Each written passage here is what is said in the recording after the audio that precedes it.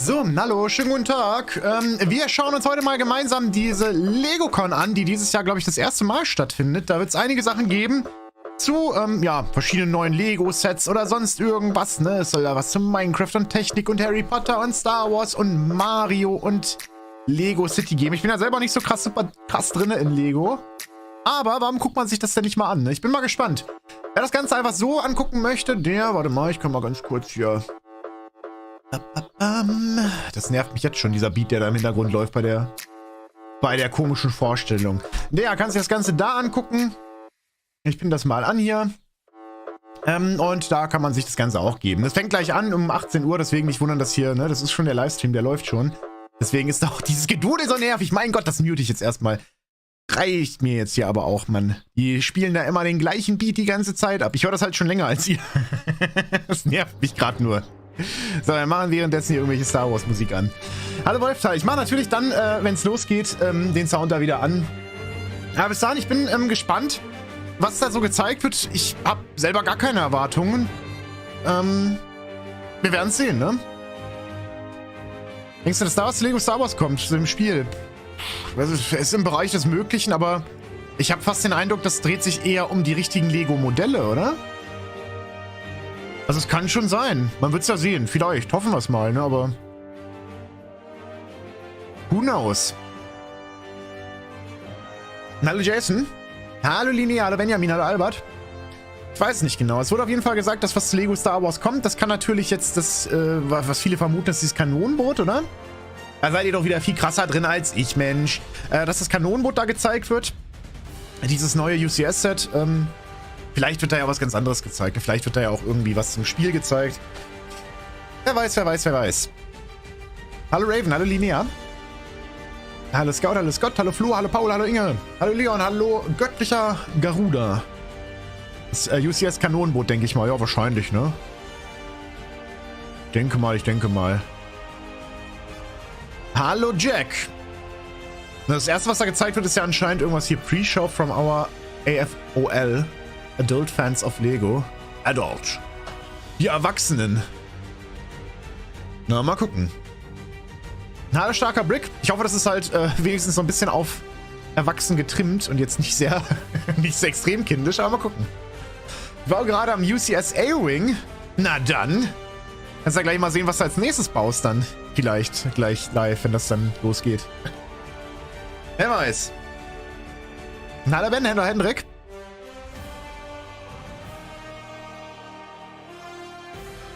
Hallo Tim Boom, hallo Faktim.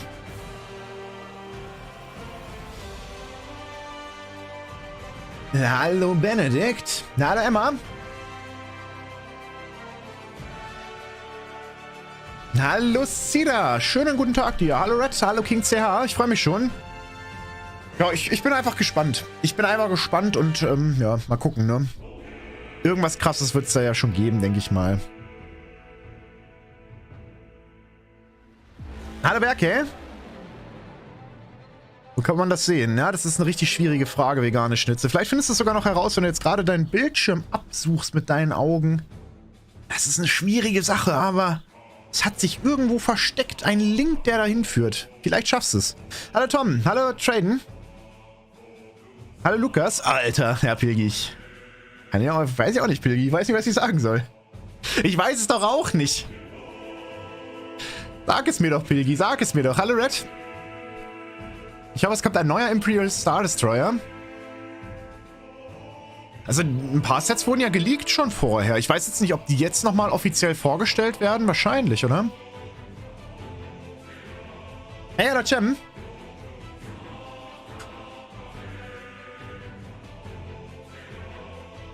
Na, hallo Petra. Und bei dem Set Figuren dabei kann ich dir alles nicht sagen. Hallo Nightwing. Alter, da reicht's dem Pilgi. Willst du das neue Lego Star Wars als Let's Play bringen oder als Livestream als Let's Play? Nugget C4, hallo PTV. PTV. Big Story hat die meisten schon reviewed. Wirklich reviewed?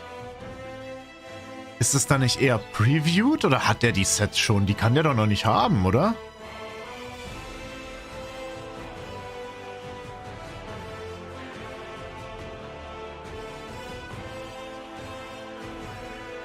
Doch. Er hat ein paar. Er hat die schon. Ach so, okay. Na dann, das ist cool.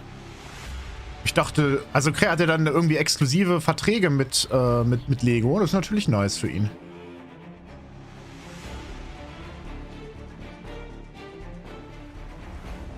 Das Hintergrundmusik vom Stream bitte anmachen. Die ist ultra beschissen. Nee, die mache ich nicht an. Die habe ich mir eben schon 20 Minuten anhören dürfen. Er hat eine Kooperation. Ja, das ist natürlich nice dann.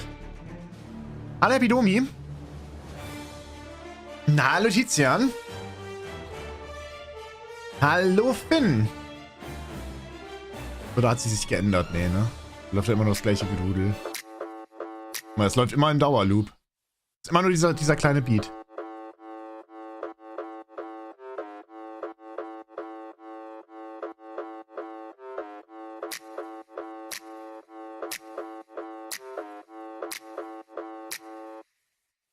Schrecklich.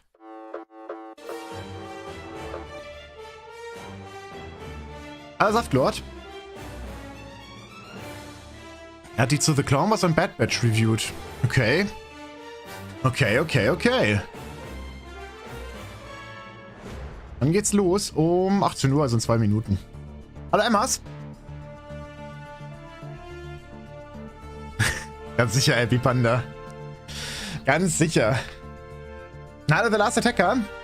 So ein geiler Beat, oh mein Gott. Ach. Lego Set für The Bad Batch, really? Ja, das ist schon geleakt worden. Hallo Robert. Oder das hat man doch auch schon mal so gesehen, oder? Naja, was soll's. Hallo Jona, hallo Wolf. Welche Musik macht mich maximal aggressiv? Na, wenn das so ganz simpel ist und immer sich wiederholt, das ist auch nicht meins.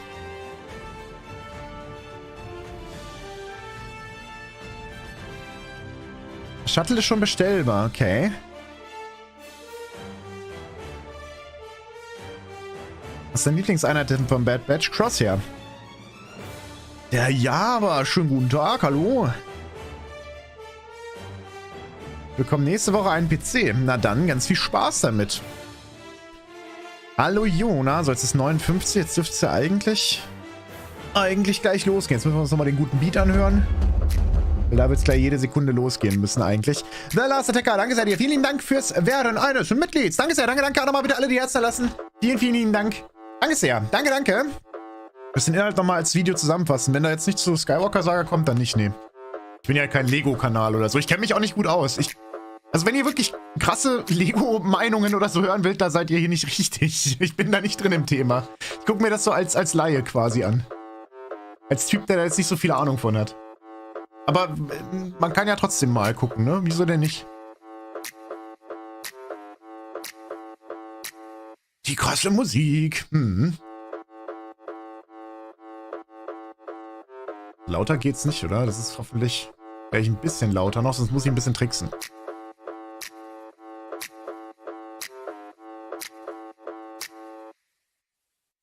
Hallo Imperial Bricks. Schönen guten Tag. Hallo Marv. Jetzt geht's los, jetzt geht's los. Na, sollte es eigentlich jetzt innerhalb der Minute. Mal gucken. Hallo Maximilian. Wer weiß, Marv, ob das heute ein Release-Datum kriegt. Ich weiß nicht. Ja, Tigrex.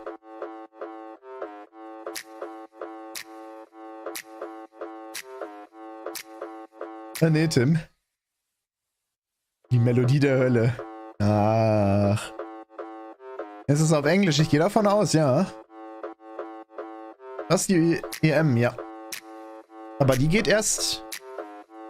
Ach nee, das fängt doch oft ja heute an. Jetzt geht's los. Wow! You're darn right, wow.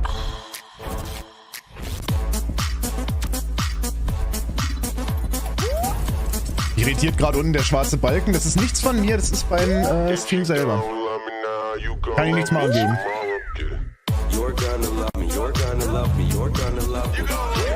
You're gonna love me, you're gonna love me, you're gonna love me. You're gonna love me, you're gonna love me, you're gonna love me. You're gonna love me, you're gonna love me, you're gonna love me.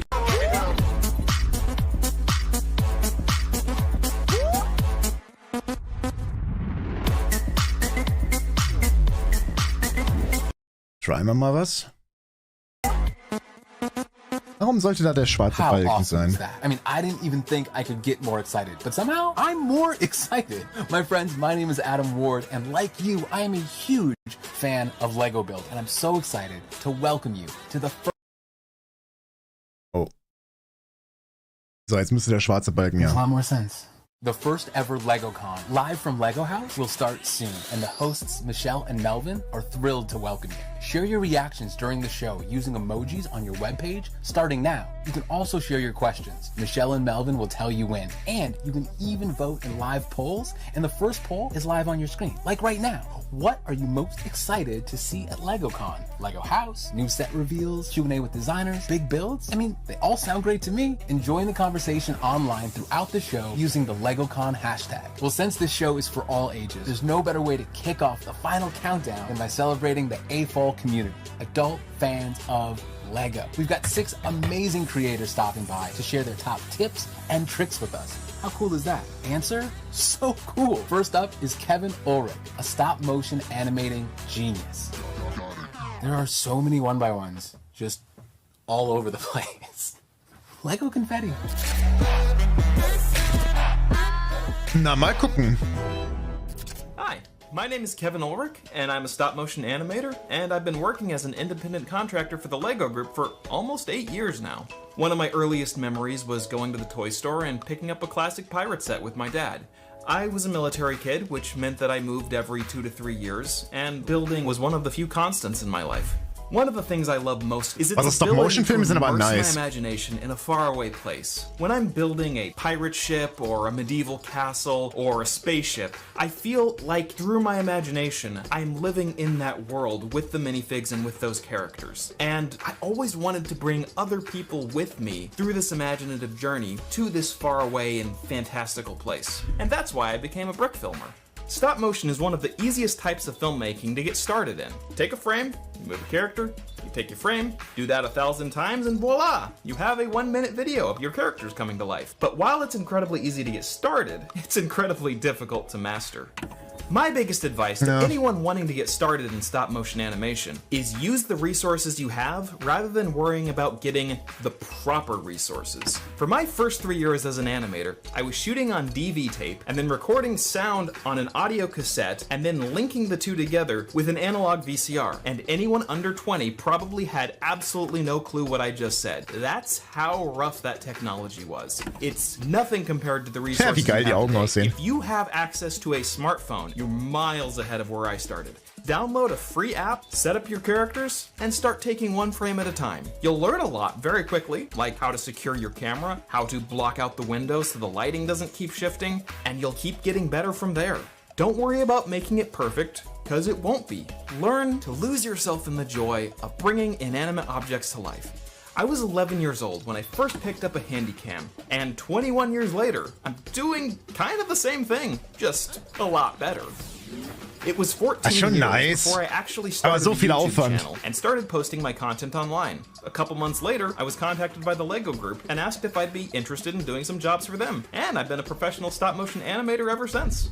One of the key things that makes a video engaging is having your characters feel relatable. They're just inanimate objects, but through you as the animator, you are acting with the character, and you are creating emotions that the audience can then relate to. Try to imagine yourself as each character. Think through, what are they feeling? What are they thinking? And come up with visual ways to convey that to the audience. Maybe if they're angry, they shake for a second. Maybe if they're fearful, have them cower a little. Things like that just really connect the audience to the character and makes the inanimate object feel like it's really alive. That's what I love most about stop motion animation. It's creating a world for viewers to escape from reality and just believe in this fun fantasy setting, and then come back to real life feeling a little more joyful and a little more refreshed. And that is the joy of creation. So, Kevin, you're amazing. I love the way that he got his start making movies with just whatever he had lying around. That is inspiring. And the way he conveys emotion from his characters with just a look or a little move. Like this guy, he's excited or absolutely terrifying. Okay, well, I'm excited because we are just moments away from the live show. Up next is Inez Vasquez, a scientific botanical builder. Try saying that 5 times fast. Scientific botanical builder, scientific botanical builder, scientific botanical builder, scientific botanical builder. Okay, der ist mir ein bisschen zu drauf. Die Main-Show startet anscheinend erst in 15 Minuten. Jetzt zeigen sie vorab halt irgendwelche erwachsenen Menschen, die mit Lego irgendwelche coolen Sachen machen. Finde ich gar nicht schlecht. Mal gucken. Inez, I'm an AFOL from Manila and I build Philippine flowers. I'm a biology major and I spent a lot of time studying plant taxonomy, and I would spend hours studying specimens, drawing them, and writing about their different characteristics. And it was something that I really enjoyed. And when I started building, I thought of it the same way, that I would try to make my build as accurate as possible, because I thought of myself more as a scientist rather than as a Lego artist. I started building the flowers because I wanted to build something that would promote Philippine biodiversity. And I was so surprised at how much people enjoyed them. I even sent photos of Rafflesia leonardi to my professor, Dr. Barcelona, because she was on the team that had discovered the species. And she really liked it. So that encouraged me to build more. But making accurate flowers is very difficult. I have to balance the accuracy versus the entire look of the flower and use my creativity. The most difficult part is choosing which parts to use. For example, this is Delenia philippinensis, or the catmon. And for this build, I used windshields and clamshells to make petals and sepals. It worked out just right. But sometimes there are no available parts, so I have to build it from scratch. For example, here, this is Ceratocentron facili. This is my latest build, and I had the most difficult time building the central part, or the column.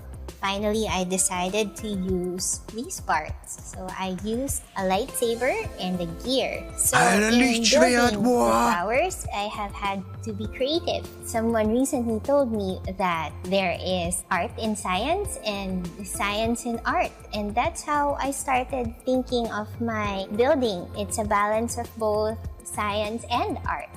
I built 3 more flowers and brought them to the Japan Brick Fest. And I can still remember how happy the children were whenever they would look at the flowers. They would smile and point it out to their parents. And seeing them, I was so happy to be able to tell them that these are flowers from the Philippines. And I realized that this is what I want to do. I want to build things that would show children how beautiful my country is and how beautiful the world is. There. Wow, Inez, are you serious? Jetzt wieder her, Are gorgeous. Such creative part usage and such cool techniques. I love how proud she is of her heritage. And what an amazing way to share it with the world. I want to go to the Philippines. I want to see flowers with super long names. Speaking of things I want to see, I am so excited for the live show. How about you? What are you excited about? No, tell me, come on. Yes, talk to your screen. No way, me too. Now let's meet a couple of builders who are masters of the mock. What's a mock? Well, Richard Board and Flynn DeMarco are about to tell you. Okay, Mocks hören sich doch schon mal besser an.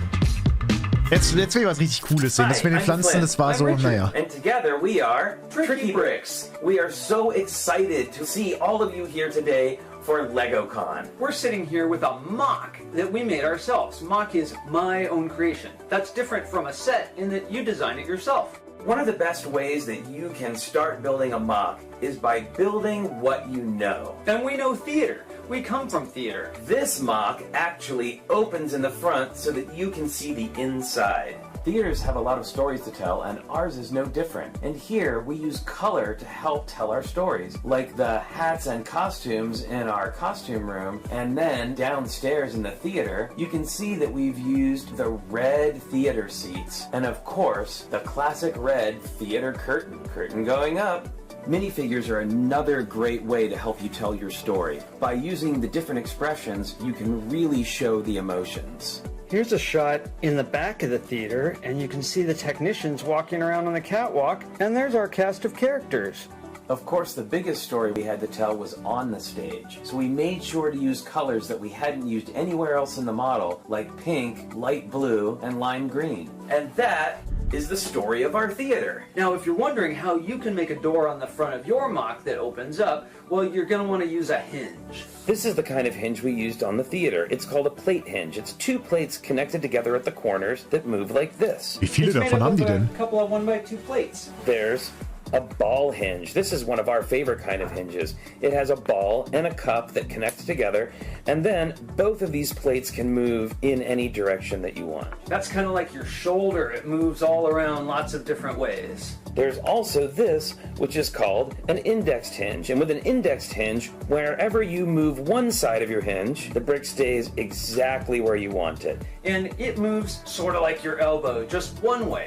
You can make your own hinge using a clip and a Wie der bar. eine das immer Put the two erklären together muss. like this, Ich versteh's and doch. you have a working hinge. Another way we like to incorporate storytelling into our Lego models is with movement. We made a huge model. It was about das ist 4.5 cool. feet tall, and it was called Treasure of the Snake Queen. It's about a band of adventurers, minifigures, that go up a huge mountain and battle the evil Snake Queen at the end.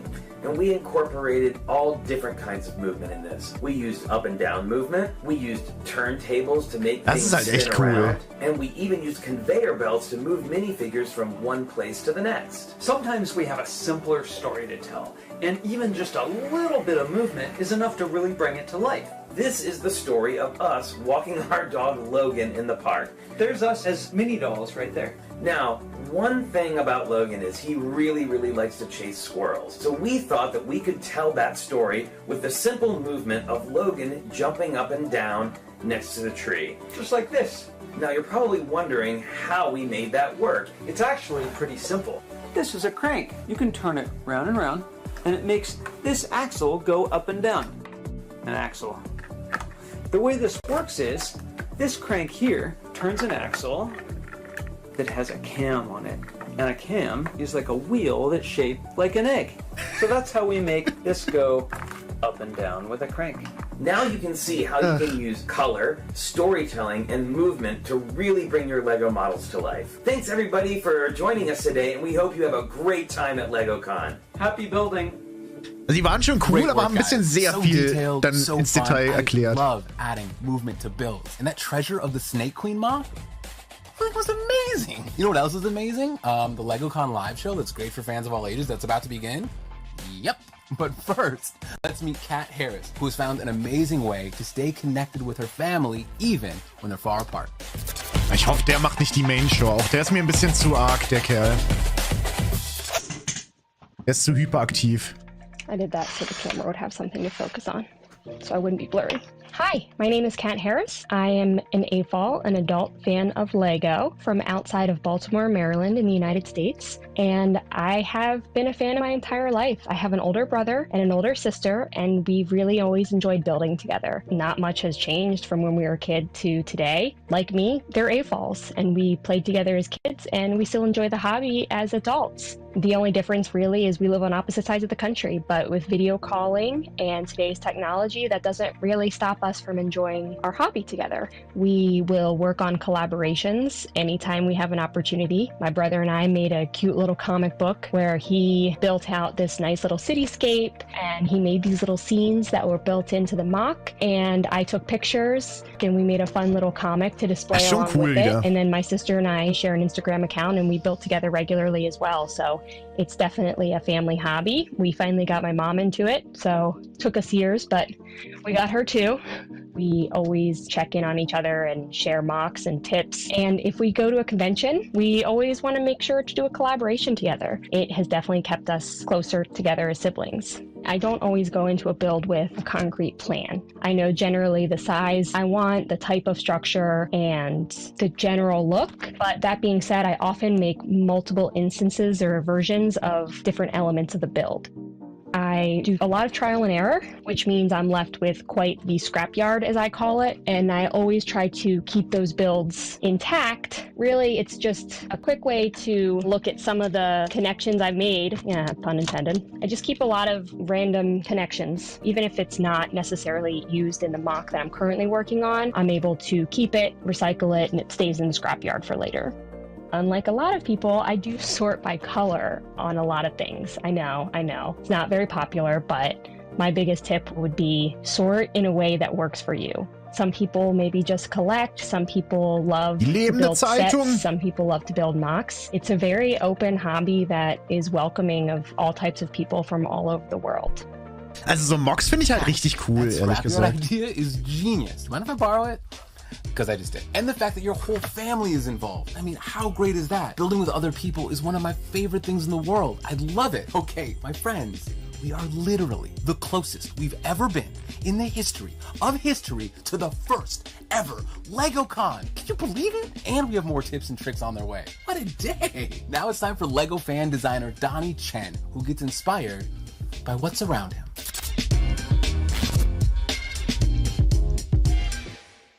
My name is Donnie Chen, and I'm the fan designer of the Lego Grand Piano. I'm a piano teacher, piano tuner, and technician, and I've been playing this wonderful instrument for over 30 years now.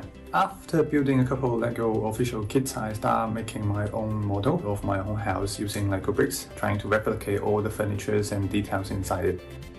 The house model received some good feedbacks from my friends and families. I think that gave me lots of confidence to create a submission for the Lego Idea platform and see if you could become an official product for everyone to enjoy. Lego Ideas is such a great platform to share your creations and ideas with other Lego fans around the world. It's also a great place to see creations and models made by other creators and try to learn their building techniques and their concepts as well. The community is very friendly and supportive. They always will give you very positive feedbacks on your model and try to help you improve them. And I'm looking forward to build more models for the Lego Ideas. As a piano teacher, I always get asked by my students how a piano works and what's inside the piano. So I always want to have a model piano that can be taken apart to show my student without actually taking my own piano apart. At that moment, I was looking at this mini piano and thinking maybe I could just make it bigger and with movable keys that can be pressed down. Als ob, das ist ja mal mega. Cool model to submit to the Idea platform. So I think that's the initial idea of me creating the Lego piano. I started designing the piano on the computer with the keyboard section first, and after the keyboard sections, and I started thinking about maybe I should go ahead and do the hammers behind it as well, and then also the dampers and the pedals. It's a process of just keep challenging myself and see how many details I can put in this model. Das ist ja übel cool. My wife also gave me some good ideas. For example, she'll ask me if the bench can be adjustable and also the floorboard can be soft closed. So I tried to put those details into the model as well. But the first time I played with Lego bricks was actually in my friend's house when I was in primary school. He had 5541 hot rod set. I really love that set. I always try to draw inspiration from my daily life, and as I see an interesting object and I'll think about it, I can recreate it with Lego bricks, including all the functions in it. For someone who just started to build a Lego creations, I'll suggest them start with something small, maybe just a fun tray in your house, like a TV, a fridge, a sofa, or maybe just a corner of your room. And just start building with whatever Lego bricks they have in their hands. With all kind of different Lego elements, I think the possibility is endless. You know how I know Donnie is brilliant? Because he listens to his partner, and he created the most amazing piano build since like the inventor of the piano, Vincent Piano, or whoever invented the piano. I don't know who invented the mein piano. Gott, der Typ, I'm gonna ey. stop saying piano. Our final AFOL is minifig photographer extraordinaire Anna Batanga, who brings her minifig scenes to life.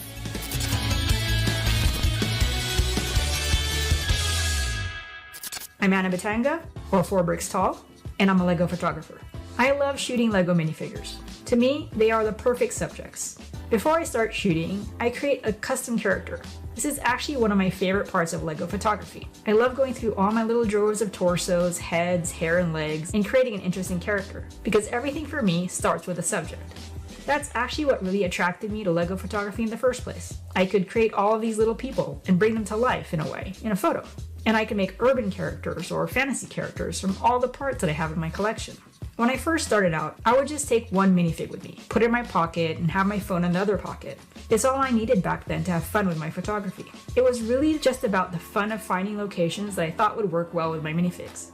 So I would just go to the park and look for little rocks or flowers, or a favorite of many Lego photographers, moss. Moss is great because it's like minifigs. Das sieht aber auch richtig and gut when you're aus. trying to show your minifigs in a small and natural world, it's hard to beat moss. Rocks work great as mountain ranges too. Or you can go the other way and put your minifig walking on a tree branch and pretend they are just little people in a human-sized world. There are no rules. Okay, maybe one. Don't put your minifig in food. These days, I rarely shoot with my phone anymore because I'm no longer looking for quick and easy. I want complicated and challenging. So now I've even built out a dedicated studio. I love to work with lighting and atmospheric effects like rain and mist. I like shooting in this little woodland book nook that I made because right now I'm into fantasy characters. There are so many possibilities and anyone of any skill level can get into it. Anna, those photographs are phenomenal. I never knew how cool moss was. Why didn't anybody tell me? I'm so excited to take my minifigs out for a major photo shoot. But my friends, that is gonna have to wait because guess what? It's time for LegoCon! And the crowd goes wild. You're the crowd, go wild. You can go wilder. I knew you could go wilder. Check out the main page you're watching from right now to choose your language subtitles. If you'd like English, German, French, Spanish, we got you. And accessibility options, American Sign Language or British Sign Language. The first ever official LegoCon starts in 10 seconds. My name is Adam Ward. It has been so fun hanging out with you. Now, it is time to start the show. LegoCon, it's on.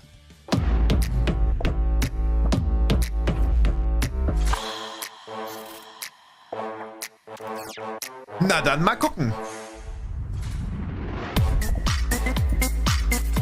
Hat das einen Kaffee zu viel gehabt, der Junge, ja.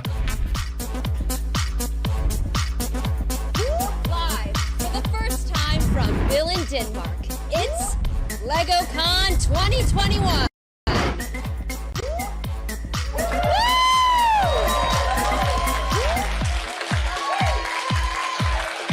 Hello and welcome to LegoCon. I'm Melvin O'Doom. I'm Michelle Carre, and I can't believe we are finally here, coming to you live from the Lego House, the home of the brick. Yes, for the next 90 minutes, this is the place to be as we bring you the online experience for Lego fans everywhere. And what do we have in store? We hear you wondering what Lego fans wonder no more. That's right, buckle up and prepare for a jam-packed live show as we take you behind the Lego curtain with tons of entertainment, big reveals of brand new sets, box fresh news stories, studio chats with real-life Lego designers, and a never-tried-before global build event. So, get ready to unleash your inner design skills. Now, I don't know about you, Michelle, but I've been getting a lot of building practice in over the last year while stuck at home. Yes, and on that note, I just want to say that everything created here today has been done so under the utmost strictest guidelines to keep us all healthy and safe. And LegoCon is the online experience for LEGO fans everywhere, and that includes us here in the studio and behind the camera, right, team? Yeah! And you, your family and friends, so make sure you join in the conversation. And there are a lot of ways you can share your thoughts with us. You can take part in live voting when you see our polls appear on the webpage you're watching us from right now. We'll let you know each time a poll goes live, and you'll see them just below us. You might have to scroll down a little bit on your webpage. Yep, you can submit questions to our guests using our Q&A box, which is just also below us on the homepage. Just scroll down, type your question into the box and hit submit. Don't worry, we'll be reminding you about that too. We got ya.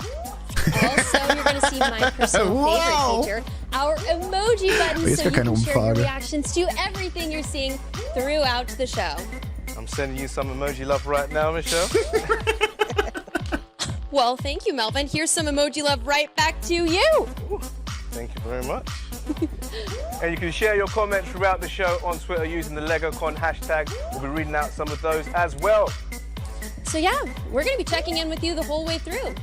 And on that note, Melvin, I want to check in with you. Can you tell us a little bit about this epic global build? I'm dying to know. Well, Michelle will be revealing all in about 10 minutes-ish, but I can say it's going to be a pretty special opportunity for you at home, and yes, you behind the camera, I see you, Daisy, to become part of LEGO House history.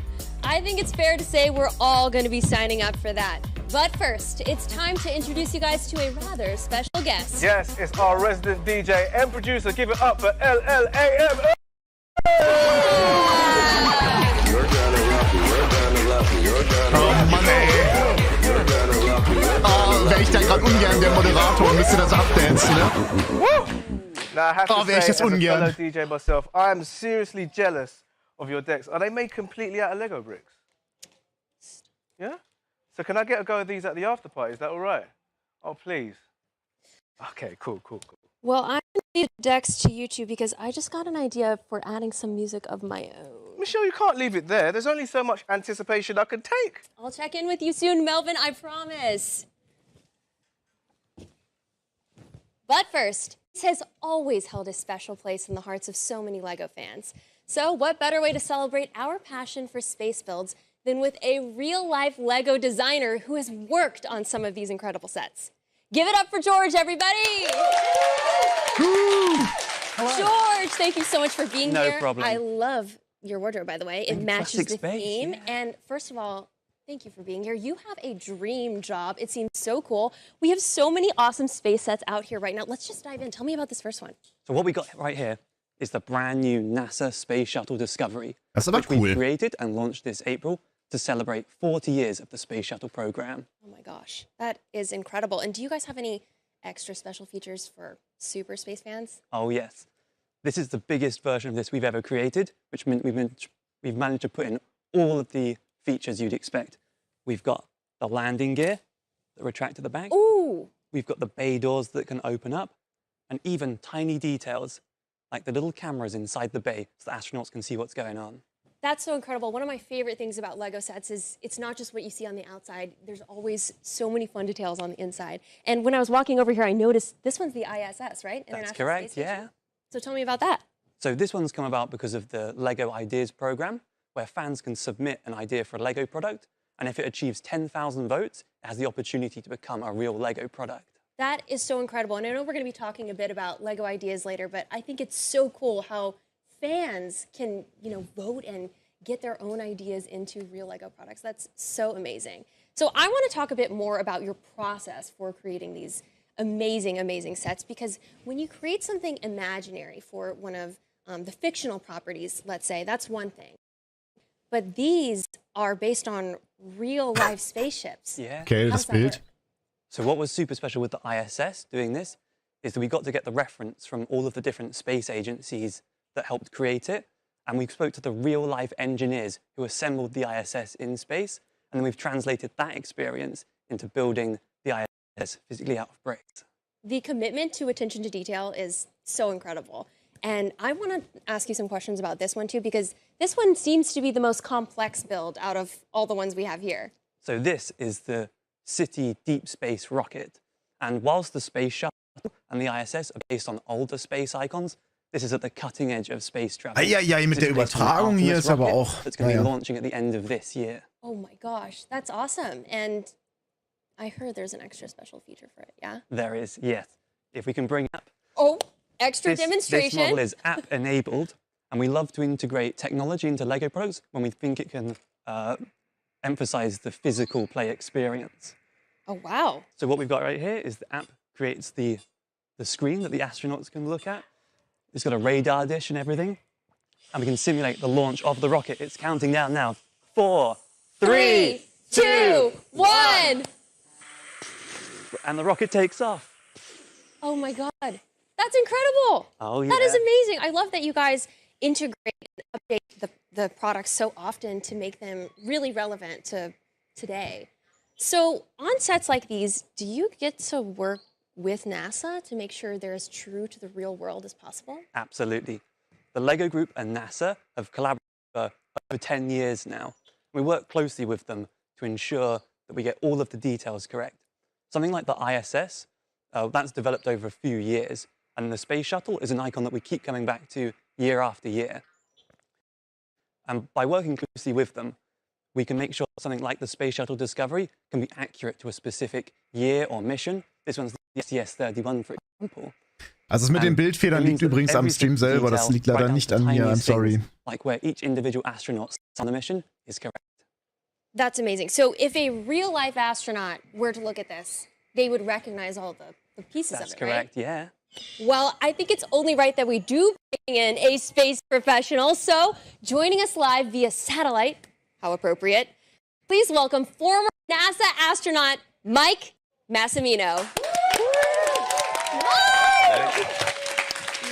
Welcome, Mike. Er hat doch mal in Big Bang Theory mitgespielt, oder? Den kenne ich doch. Today. Thank you so much for joining and for being a part of this. So I'm personally a huge fan of big adrenaline-packed challenges. So I was pretty jealous when I saw that you got to build a real Lego lunar lander in zero gravity. What was that like? Oh, it's pretty awesome. Thanks for having me, Michelle. Thanks for having me, and thanks for your designer there. Thank you so much for making these great products that we can learn about space with, even if we're former astronauts. Brings back a lot of memories. Doing that zero gravity lunar lander project was 2 years ago, and I love playing, working and building Legos on Earth and with my kids and with my friends. But there's nothing like doing it in zero gravity. It makes it a little bit more challenging, but a whole heck of a lot of fun. Oh my gosh. Well, I think we all want to see it, yeah? Let's see it. So let's see a recap.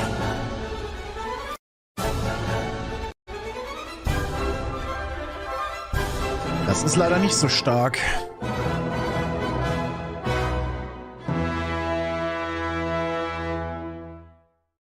Oh my gosh. That looked like so much fun. I mean, here on Earth with gravity, I already have trouble keeping track of all of my Lego pieces. So that was pretty incredible. So earlier we were talking about the Artemis mission. And Mike, obviously you're someone who's super knowledgeable on that subject. But before we get into the details, let's check out a sneak peek.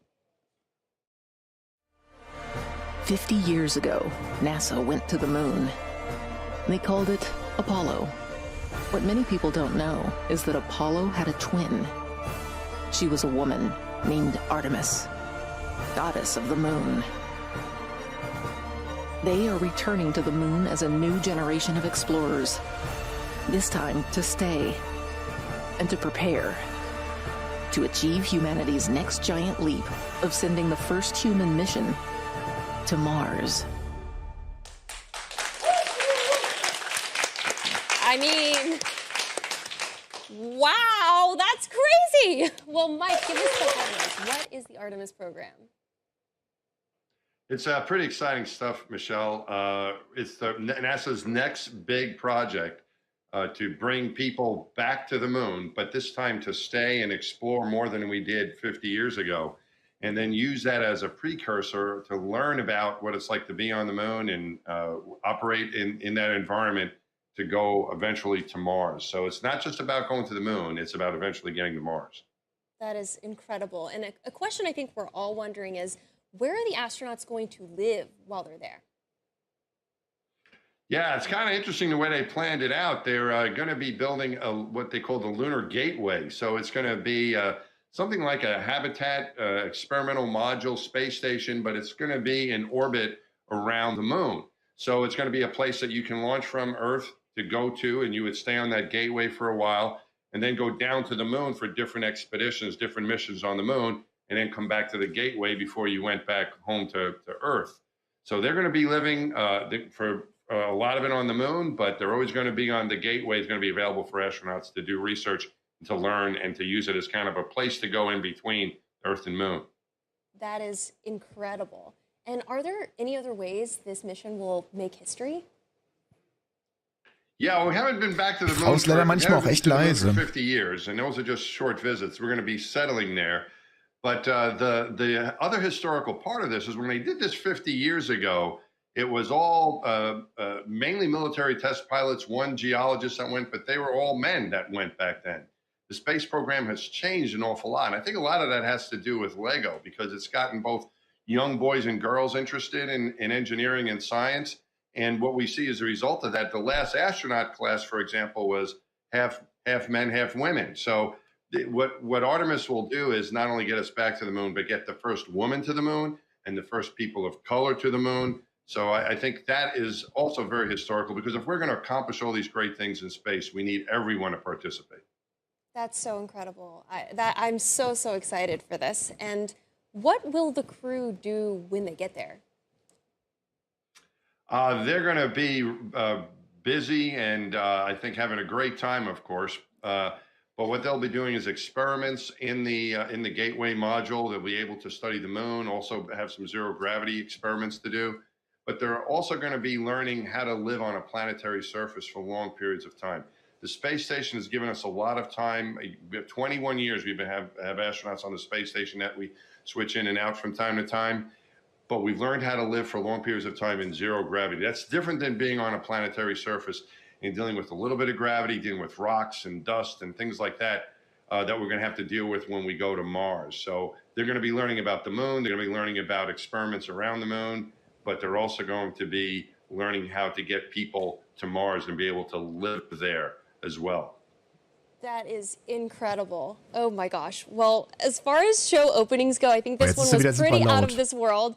Let's say a huge thank you to our guests for joining. Everyone give it up for Mike George. Also irgendwie das Mikrofon bei der Frau sitzt irgendwie falsch. Ich weiß nicht, oder die redet falsch in die falsche Richtung. Manchmal ist sie super leise und manchmal super laut. I've got some building of my own to do, so I'm going to throw it over to Melvin. What's happening with you, Melvin? I'm right here, Michelle, and nothing's happening yet, but that's about to change big time. Now, we promised you guys a never-tried-before live build, and that's exactly what you're going to get starting now. So you see this wall, it stretches all the way between the red and yellow zones here at LEGO House, and it's huge. Well, LEGO fans, together, we're going to turn it into one of the biggest pieces of LEGO Dots art created to date. Now, Melanie, you're the play hero here at LEGO House. Dream job, by the way. What's the plan for this build? Well, Melvin, we are inviting our LegoCon audience to launch this new epic build here from LEGO House. We call it Dot LEGO House. Love the name. Yeah. Starting from this moment, running the summer, fans, that's you, me, and really everybody, have the chance to build this giant LEGO Dot mural together, and it will live here in Home of the Brick. So many questions. First of all, why are we making this with LEGO Dots? We've chosen LEGO Dots because Dots is all about making creative designs and patterns, and we think it will make a really striking installation here in LEGO House for our future guests to see. All right, I'm in, but how do we do this? We're going to do it as easy as we can. So each of us will make our own design on a 6x6 white base plate. And then every single design, our mural will then grow until we have filled this wall with 41,408 of these little fellers. Wow, that's a lot. Okay, important question now. I'm seeing a lot of red, white, and blue dot tiles. Yeah. What kind of look are we going for? That is a really good question. Because by the end of the summer, our aim is to have created a huge gradient going from red, from here, into yellow in our yellow zone. So, and today we will be kicking it off with the red zone. So, dass der da immer so springt, der Livestream, ist ja auch ärgerlich. Blue dotted on white base plates. Okay, well, this is going to be epic, and we want you all to become part of LEGO House history by taking part in this build. So make sure you submit your designs wherever you are in the world by going to legohouse.com/dot.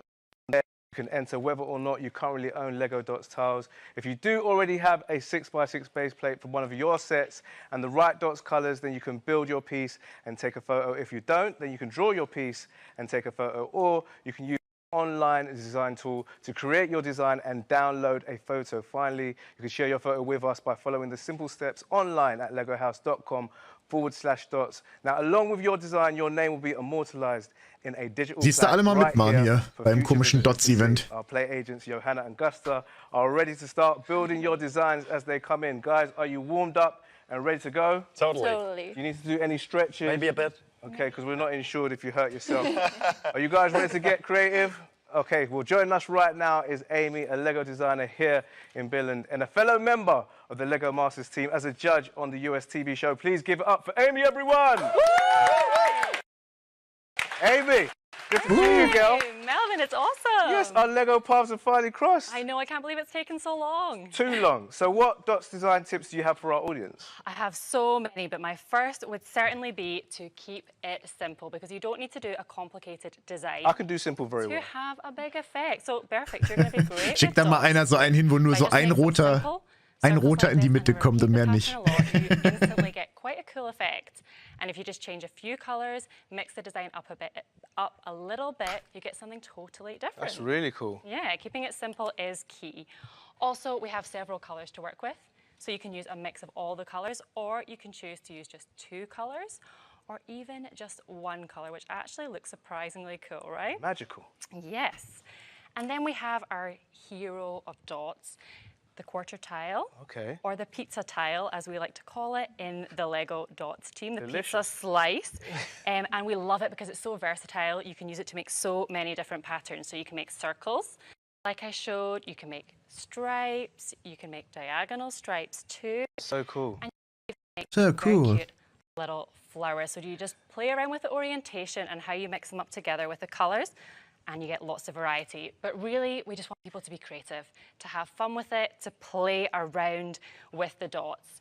Whether you mash lots of different patterns, whether you go a little bit more literal with something like the heart motif I have here, or a funny face. Oh. We love that. Ah!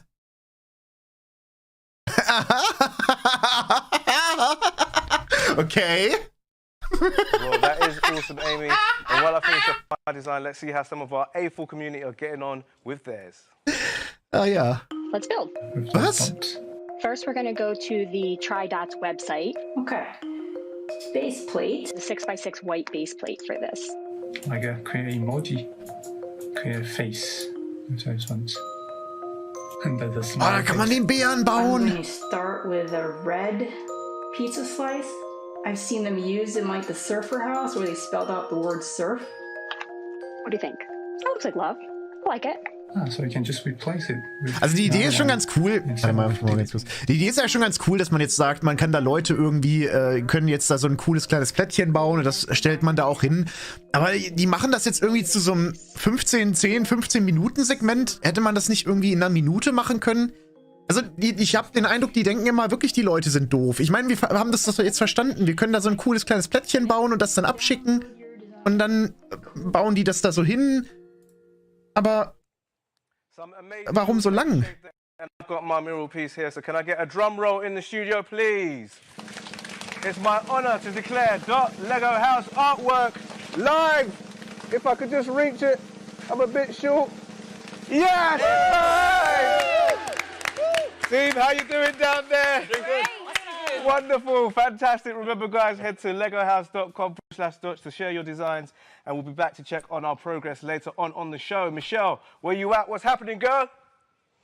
Well, I've just finished my design, Melvin, so I'll be handing this off to you in a bit. Ah, das sind schon die Harry Potter Sachen. Sachen. Ready to celebrate another moment in LEGO history. Harry Potter fans, this one's for you. And for me, because I'm also a really big Harry Potter fan. So this year marks the 20th anniversary of the release of the very first LEGO Harry Potter sets. So to celebrate this magical milestone, we've come up with our own special twist on A Battle of Hogwarts that will put 2 of our Harry Potter designers and their professional Lego wizardry to the test. Hi, my name is Marcus Bessa, and I'm a Lego Harry Potter designer. And my name is Georgie. I'm also a designer. And we're here today to take on the super awesome, amazing, and exciting Lego Harry Potter Speed Building Challenge. Okay, das hört sich doch interessant In an. front of us, we have this super awesome Lego Harry Potter set. And we're gonna go head to head to see who's the first one putting the last piece on this set. I'm so gonna beat you to this. Not so fast. So while we're trying to do this, we're also going to try to answer some questions about how it is to have the best job in the world, and that is being designer for Lego Harry Potter. Definitely no better job than that. I actually hear that we're going to have some distractions coming our way. It actually might turn out to be a harder task than I thought. Are you ready for the challenge? Absolutely, let's do it. Ready, set, go. There is always that one piece that's missing. No. Here.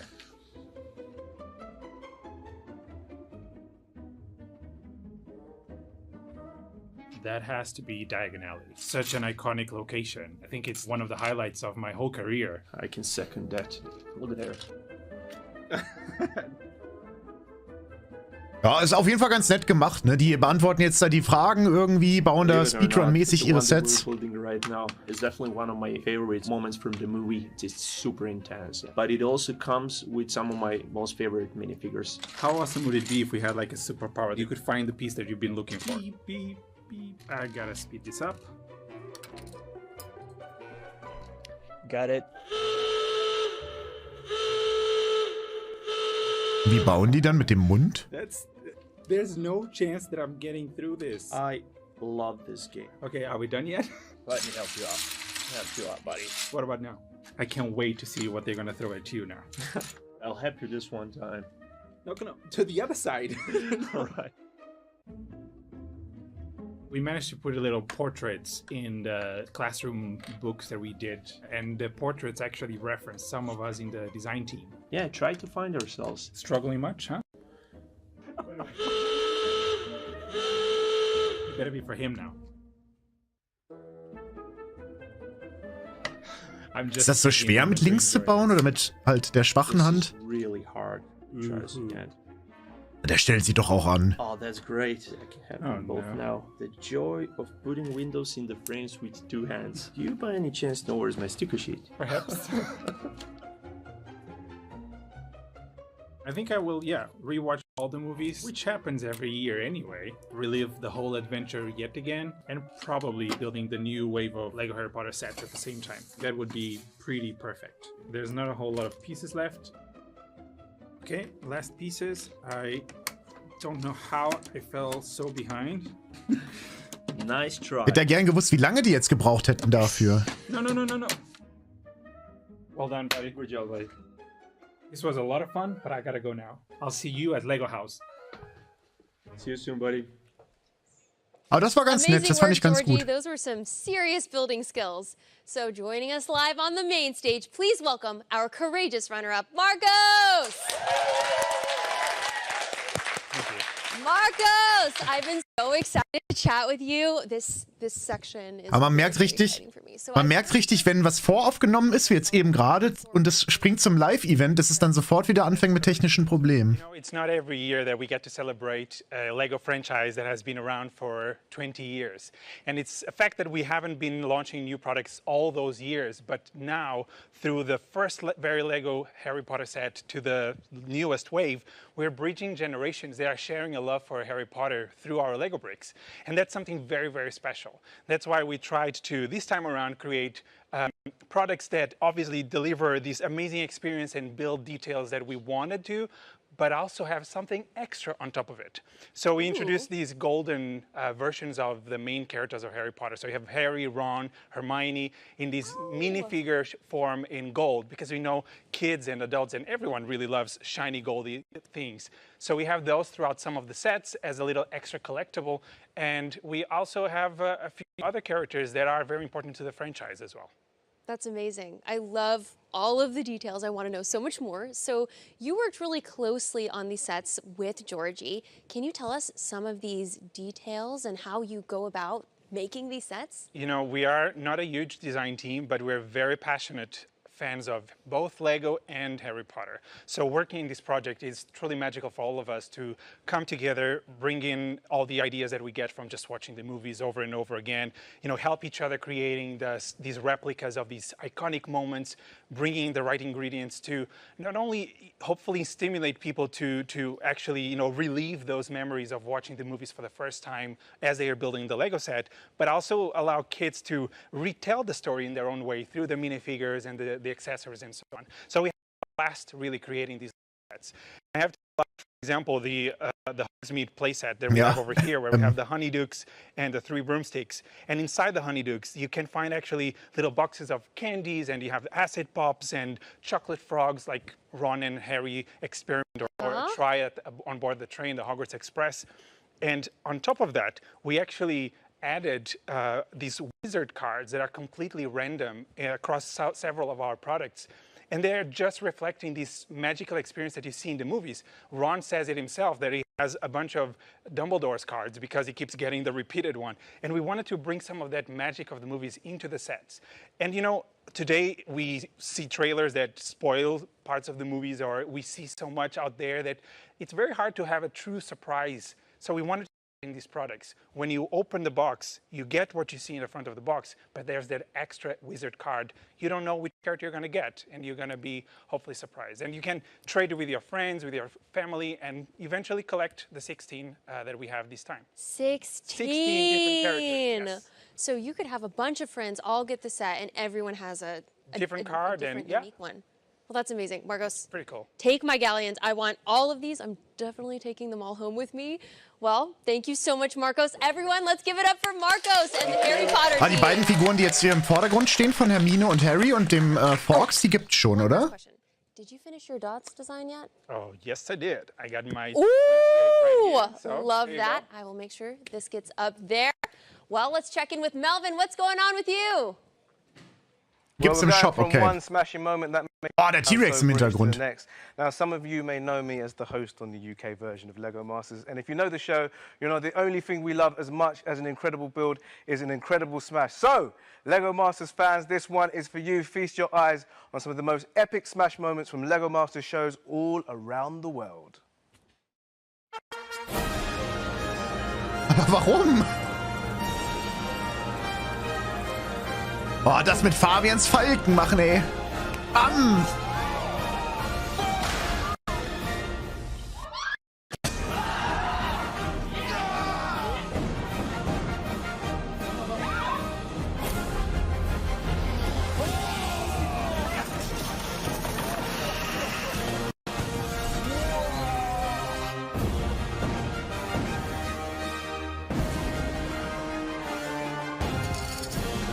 So nah kommst du da zum Glück nicht ran, ja. Aber warum machen die das kaputt?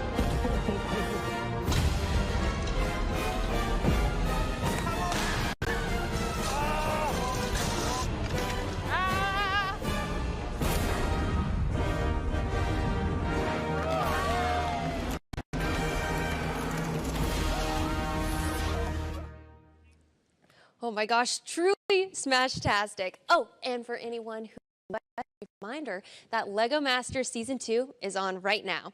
Coming up, we have got a lot in store for you guys. We have Lego House surprises, a super exciting build for Lego Technic fans, and we're going behind the scenes on the latest release from Lego Ideas. Okay. But first, let's see what you guys are saying online. Okay, so Stella says, how the heck do you build a Lego set in zero gravity? That is so cool. Hashtag LegoCon. Love that. Love that. Thank you, Stella. Okay, Andrew says he's loving the Lego House Dots build. Having a digital way to plan and submit ideas is so clever. I mean, that's amazing. That is I love amazing. that. I love that as well. And Derek says, I agree with Marcos saying being able to find the Lego piece you're looking for is an awesome superpower. I think we all need that power. Definitely. As well. Meanwhile, Melvin in Billen says, that looks like an impressive collection of beat bits there, Michelle. What's going on? Okay, well, don't look at, I'm still in progress. All will be revealed, Melvin, but I need a little bit more time first. I want to make it awesome for you and LLAMA. All right, well, I'm sure it's going to be a masterpiece. And speaking of masterpieces, how's this for a segue, guys? Welcome, friends, to the Lego House Masterpiece Gallery! Guys, die Dinger, okay, die sind natürlich cool. Favorite parts of the Lego house. We've spent a lot of Der time hat in ein here Eis this in der week Hand, der because Dino. it pays a special tribute to fans of Lego. All the artworks you see in here are totally unique, original pieces made by adult Lego fans. Now, Michelle, about that, how do you feel about distracting these guys while I add a few more of my builds in? Well, you can do that, but we better play it cool in front of Lego Playhouse hero Matthias! Oh, yes! Everyone, welcome Matthias. Matthias, it is so great to meet you. We're so excited to chat with you. You are a legend here at the Lego house. So tell us a bit about what we have in store here, because the Lego house is, familiar to a lot of people, but for someone like me, it's quite far away. Yeah, so as you mentioned, we're standing in the Masterpiece Gallery. And then we have the 3 dinos, as you can see, as one of the big things you see when you come up here. And a lot of people ask, why dinos? Again, it's a Masterpiece display, so we have a lot of fans actually putting up display here. So we needed something to take care and watch out for the builds. So why not put 3 big dinos? And of course, then we could build them in the different Lego bricks we have. So you can see the first one is the Duplo brick, often for guests referred to as the nice dino. You can see it has animals all around in the back here. Mit den Schaufeln. And it actually has 50,000 Duplo bricks. Wow. Yes, so that's pretty big. Then we have the system one, or normal brick dino we have here in the middle. And that actually has 250,000 Lego bricks here. Whoa. And the last one, the Technic here in the end, that's also a pretty amazing build. It actually has 300,000 Lego bricks in it, yeah. And there is a little gimmick with the dinos here, because they're actually roaring, they're in pain. Right. And do you have any guesses on why they might be in pain? Not because of the ice cream though, but... Maybe they're lost and sad? They're lost and sad? They're actually in the home of the brick, so they're good here. Yeah. Okay, Not that, yeah? Good point. They are wishing they had even more Lego. Ach, die treten auf den That Stein might drauf. be, we have of course 25 million bricks, but it actually, because they're actually stepping on a Lego brick. Oh yeah. Alter, das This is Vieh, the Mann. home of the bricks. Na? Ah, da ist es wieder. Ja, die treten auf den Stein drauf. Ich hab's schon verstanden. Ach Mensch, Leute, was ist denn das? Lego, ihr habt doch so viel Geld. Warum kriegt ihr das nicht gebacken?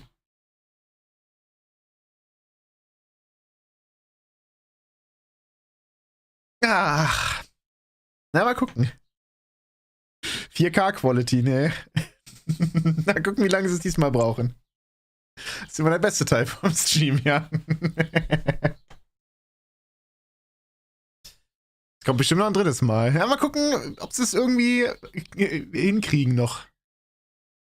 Ich frage mich bei solchen Sachen, warum die das sowieso nicht, also bis jetzt mussten die das ja noch nicht live machen, oder? Ah, doch, wegen diesen komischen, wegen diesen Dots-Dingern da, dass man da seine Sachen reinschicken kann. Dass sie das jetzt live bauen. Aber solche Sachen wie jetzt eben gerade, das hätten sie auch vorher aufnehmen können, theoretisch. Stoppt jemand die Zeit? Ja, ich bin gespannt. Jetzt kam noch nichts zu Star Wars. Besser eine Lego-Con sind die Kommentare hier. Ja? Also ein paar Sachen waren, also das mit den also ich finde da viele Sachen auch schon cool, aber die gehen mir zu sehr und lange ins Detail. Auch bei solchen, dass sie dann nochmal so Sachen auseinanderbauen und zeigen so, hey, hier, guck mal, das ist so ein Handle, das kannst du dann so drehen. Und das habe ich dann natürlich benutzt, um da die Tür aufzumachen, ne? Weil wenn ich dann ganz viele davon benutzt habe, dann kann man das so auf- und zuklappen. Ja, das habe ich schon verstanden, als du mir gesagt hast, da gibt es so Handles, die man so drehen kann. Also, es ist manchmal ein bisschen zu viel.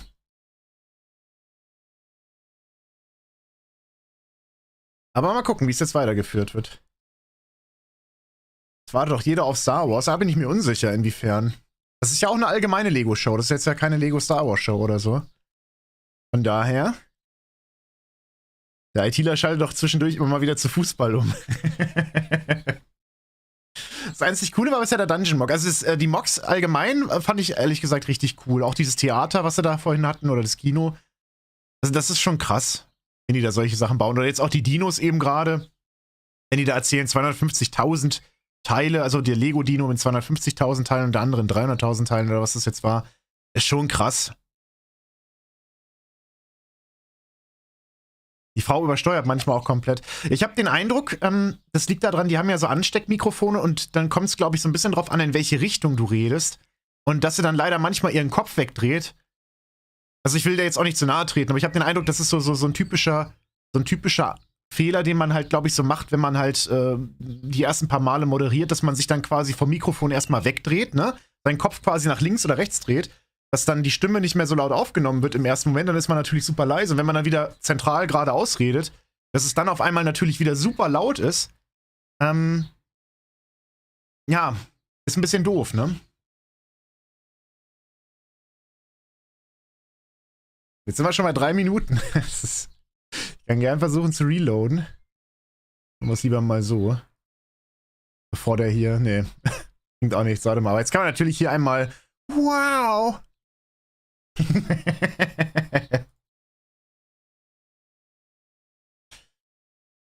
Ach, mal gucken. Ist die Stromleitung kaputt? Na, da gab es häufiger jetzt schon irgendwelche technischen Probleme. Das haben die, weiß ich nicht. Haben sie nicht so gut hinbekommen. Die sind da jetzt gerade am Rumwerkeln wahrscheinlich und mal gucken, ob es gleich wieder geht. Oh. Hä? Jetzt nehmen sie hier die Elemente raus. Da sitzt einfach einer gerade, der schaltet kurz die Musik. Jetzt haben sie wieder was? Jetzt haben sie es wieder eingeblendet. Oh, jetzt kommt die Musik, okay.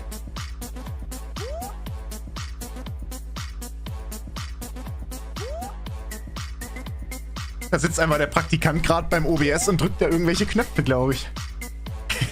Einfach mal an- und ausmachen. Schaltet da kurz das Lego-Logo raus, schaltet das wieder ein, drückt irgendwo Musik starten. Ja, mach ich mal.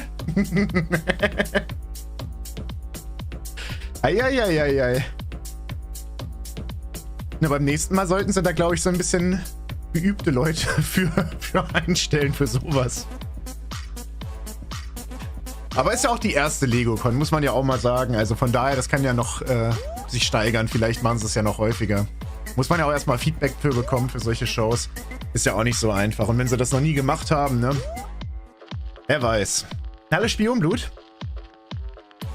Und da geht meine Kohle hin. Das kannst du dir doch nicht ausdenken. Der Tobi. Luft nach oben geht's immer, ja, das stimmt. Da muss man ja auch so fair sein. Also direkt ein perfektes Event auf die Beine stellen, ist ja wahrscheinlich auch, ne? Schwierig.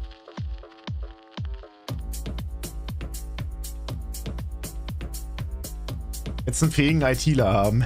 Der schwitzt da gerade richtig. Da ist so der eine ITler beim Lego und den schreien die gerade alle an. So, mach doch der Stream, der läuft nicht richtig. Wieso läuft der nicht richtig? Und der ist richtig am Schwitzen und rennt da so von Ort zu Ort und muss alles alleine machen.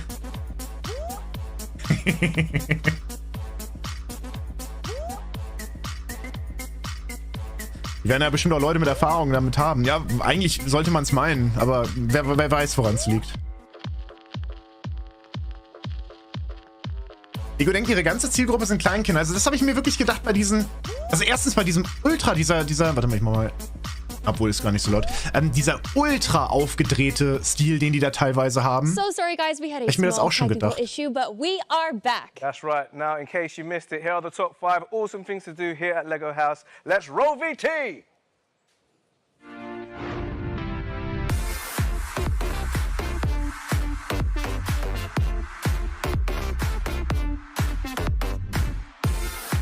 Also dieses Übereuphorische beim Moderieren ist manchmal so ein bisschen, das wirkt dann schon sehr, dass es für jüngere Zuschauer ist. Und dieses, Leute, jetzt haben wir aber wirklich mal das Allerbeste, das Überkrasseste, das Superbeste überhaupt. Das Set, was 2012 den besten Preis für blablabla. Und dann, ne, wenn die da so ultra euphorisch rangehen, das ist mir manchmal sachlich, also so ein bisschen spursachlicher ist es dann mir lieber. Aber naja.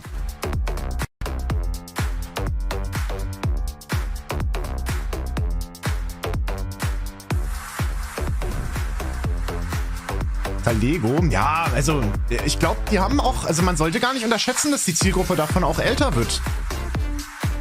Und dass es auch ganz viele Leute gibt, die mittlerweile älter sind und auch noch Lego mögen und feiern. Die wissen, also, und ich bin mir auch gar nicht so sicher, ob so viele wirklich jüngere Kinder diesen Livestream so verfolgen.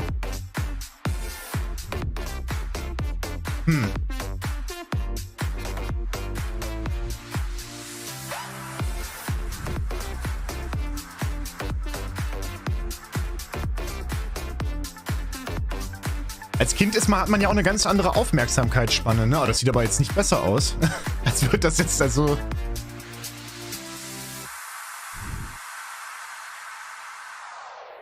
Yeah.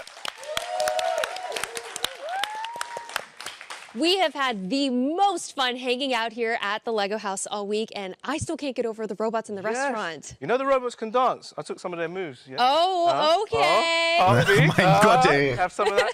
Anyway, I thought that was quite impressive.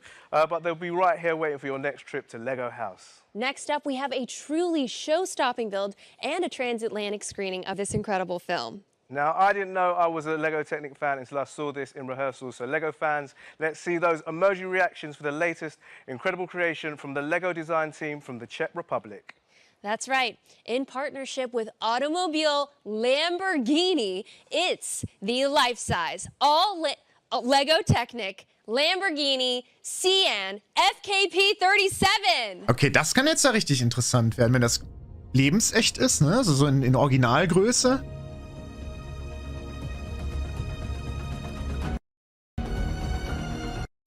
Aber das haben wir auch noch technische Probleme. Leute, Mensch, Lego.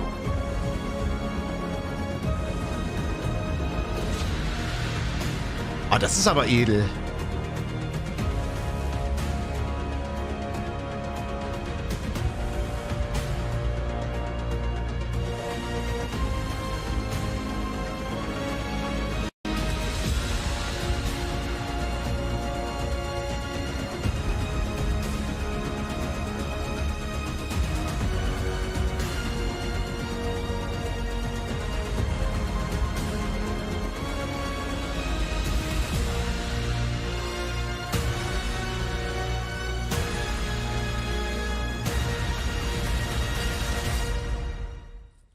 Now, we tried to get the full-size build in the studio, but sadly, we could only fit this one through the doors. Krass, das ist doch nie normal, ey. Put this in my dressing room, by my bag, with my trainers.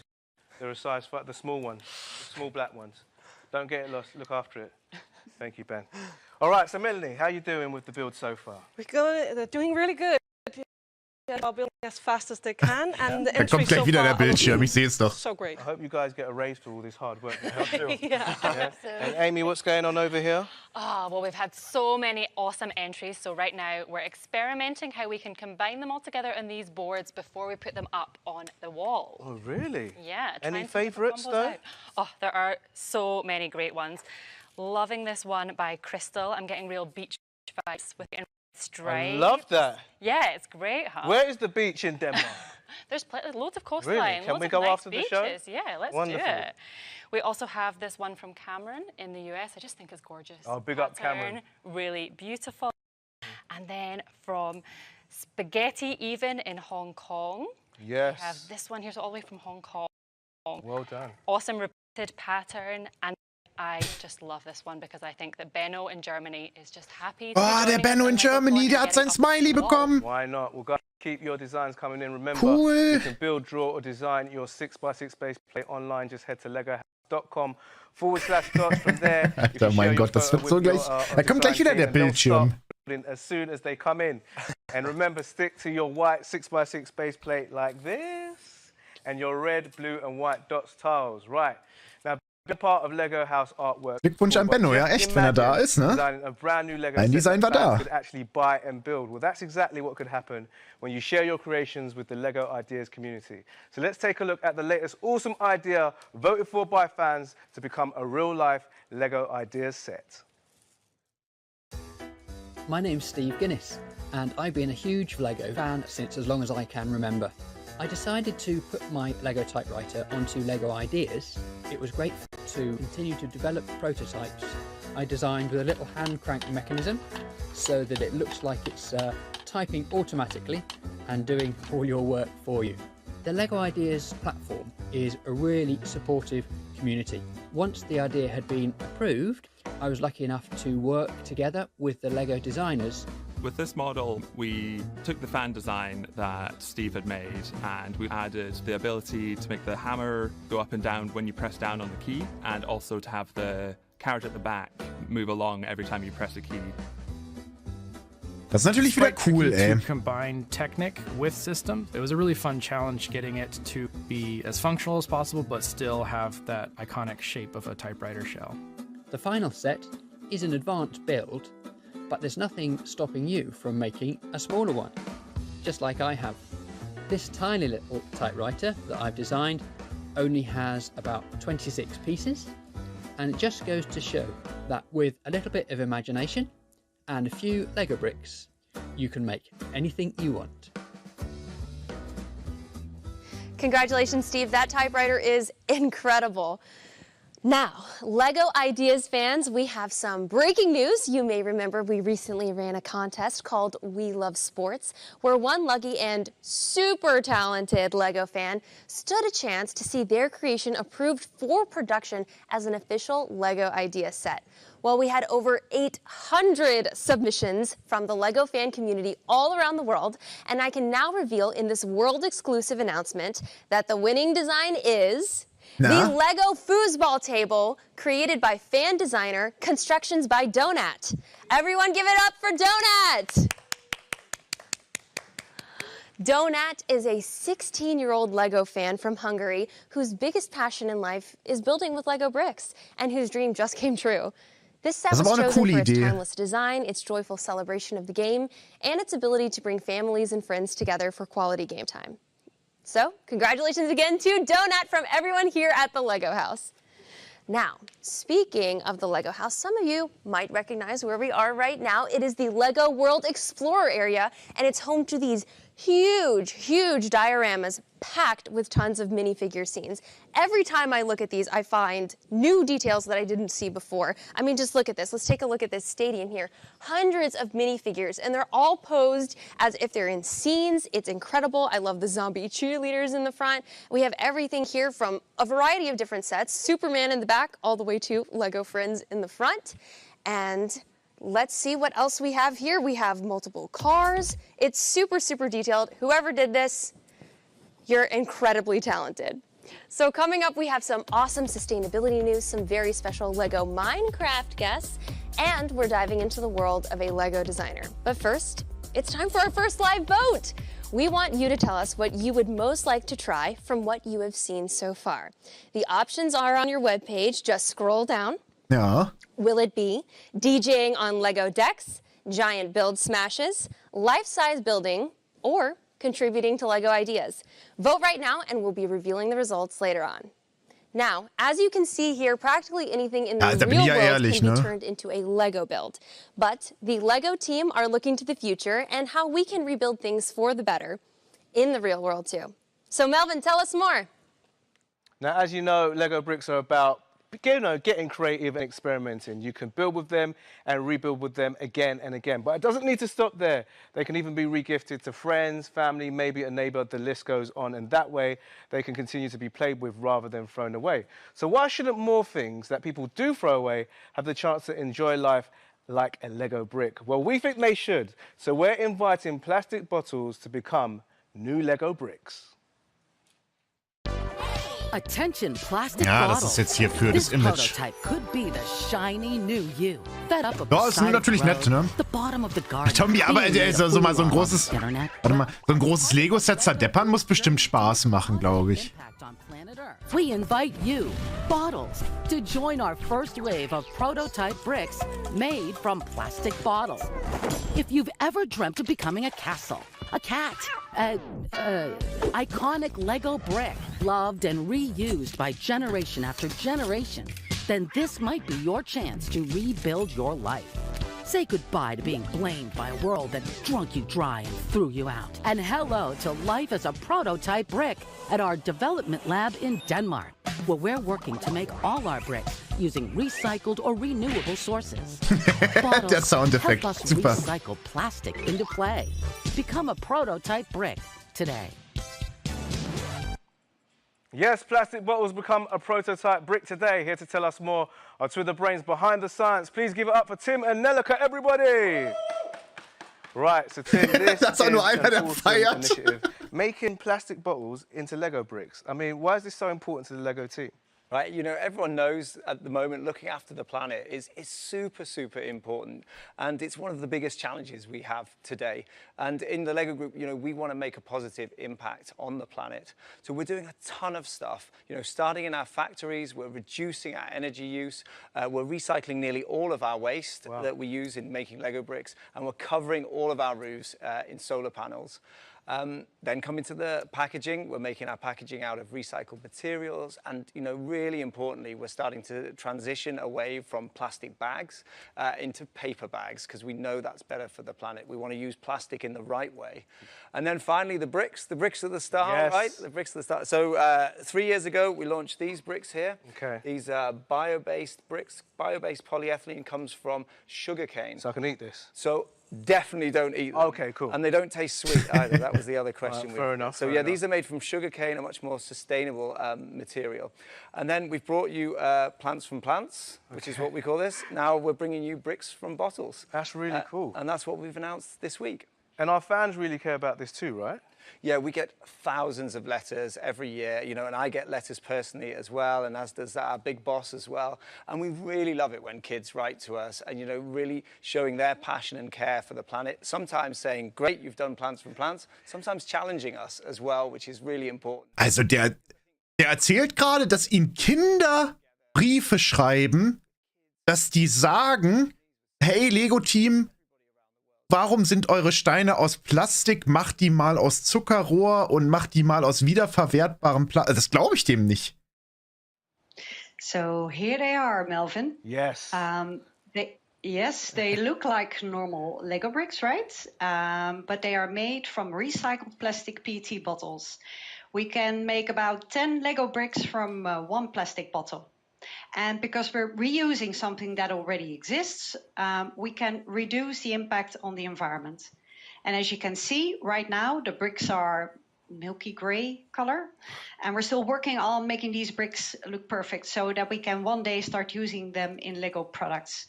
But first, one of the things that we need to figure out is how to make them in different colors.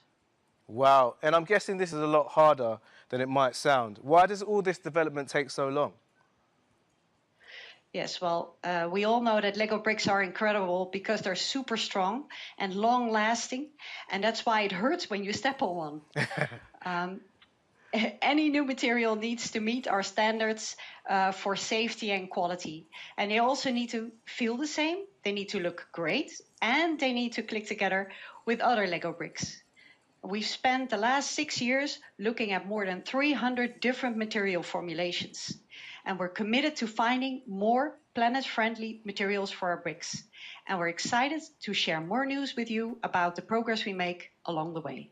Well, Nelleke and Tim, good luck to you and your team. We are all behind you. Please give up for Nelleke and Tim. Also ist ganz cool, also ist eine super Sache, dass sie jetzt sagen, die wollen diese Plastiktüten, wo die Lego-Steine drin sind, irgendwie umweltfreundlicher machen und allgemein umweltfreundlicher.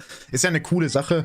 Aber dass sie dann erzählen irgendwie, die kriegen von Kindern dann Briefe, deswegen, das glaube ich irgendwie fast nicht. Das ist dann schon eher so ein Image-Ding. Was ja auch super ist, also ich will mich da gar nicht beschweren. Ist eine gute Sache. Design Manager Fred, and someone you might recognize from Minecraft Live, Chief Storyteller of Mojang Studios, Lydia Winters. Thank you, guys. And in the meantime, you can send in your questions for our guests using the Q&A box on your webpage right now. Just scroll down.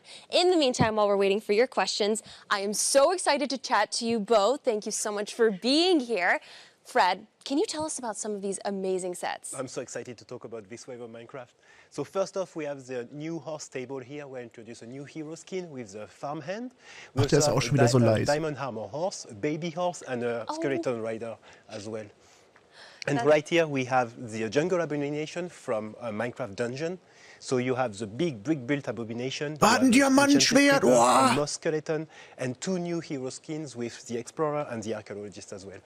That is amazing. And Lydia, thank you so much for taking the time to be here with us. We're so excited to chat with you. My question is, how do you guys decide what to take from Minecraft and build into a Lego set? It seems like in a sandbox game there are endless possibilities. There really are. Thank you so much for having me today. I'm really excited to be here with all of you. Yes, when we think about what sets we want to make next, we're kind of pairing what we've updated in Minecraft and then also thinking about how we expand the Lego Minecraft world. So we've been working on sets with the Lego team for many, many years, and so we're always wanting to add new things. So the Ruined Portal is something that's really exciting because that just came out in the Nether update, and then to actually see it in brick form is really exciting for us. I know, and there have been so many people playing Minecraft over the past year. All of my favorite streamers have been streaming it, so it's been really awesome to see it here in person as well. And personally, I've been really loving the modern treehouse, so we want to share a bit more with that with you guys.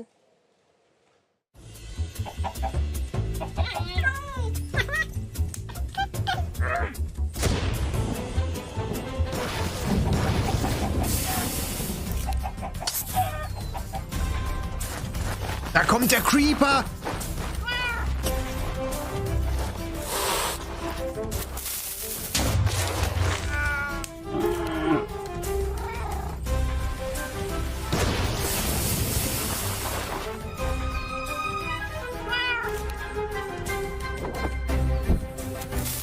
Oh!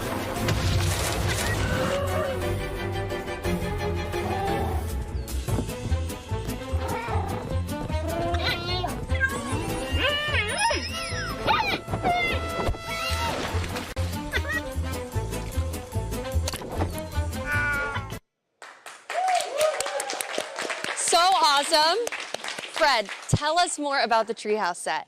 So the treehouse is something everybody in Minecraft experience. Everybody build a house in a tree at some point, and we wanted to celebrate that with this gigantic treehouse and made it a bit modern with a twist, you know.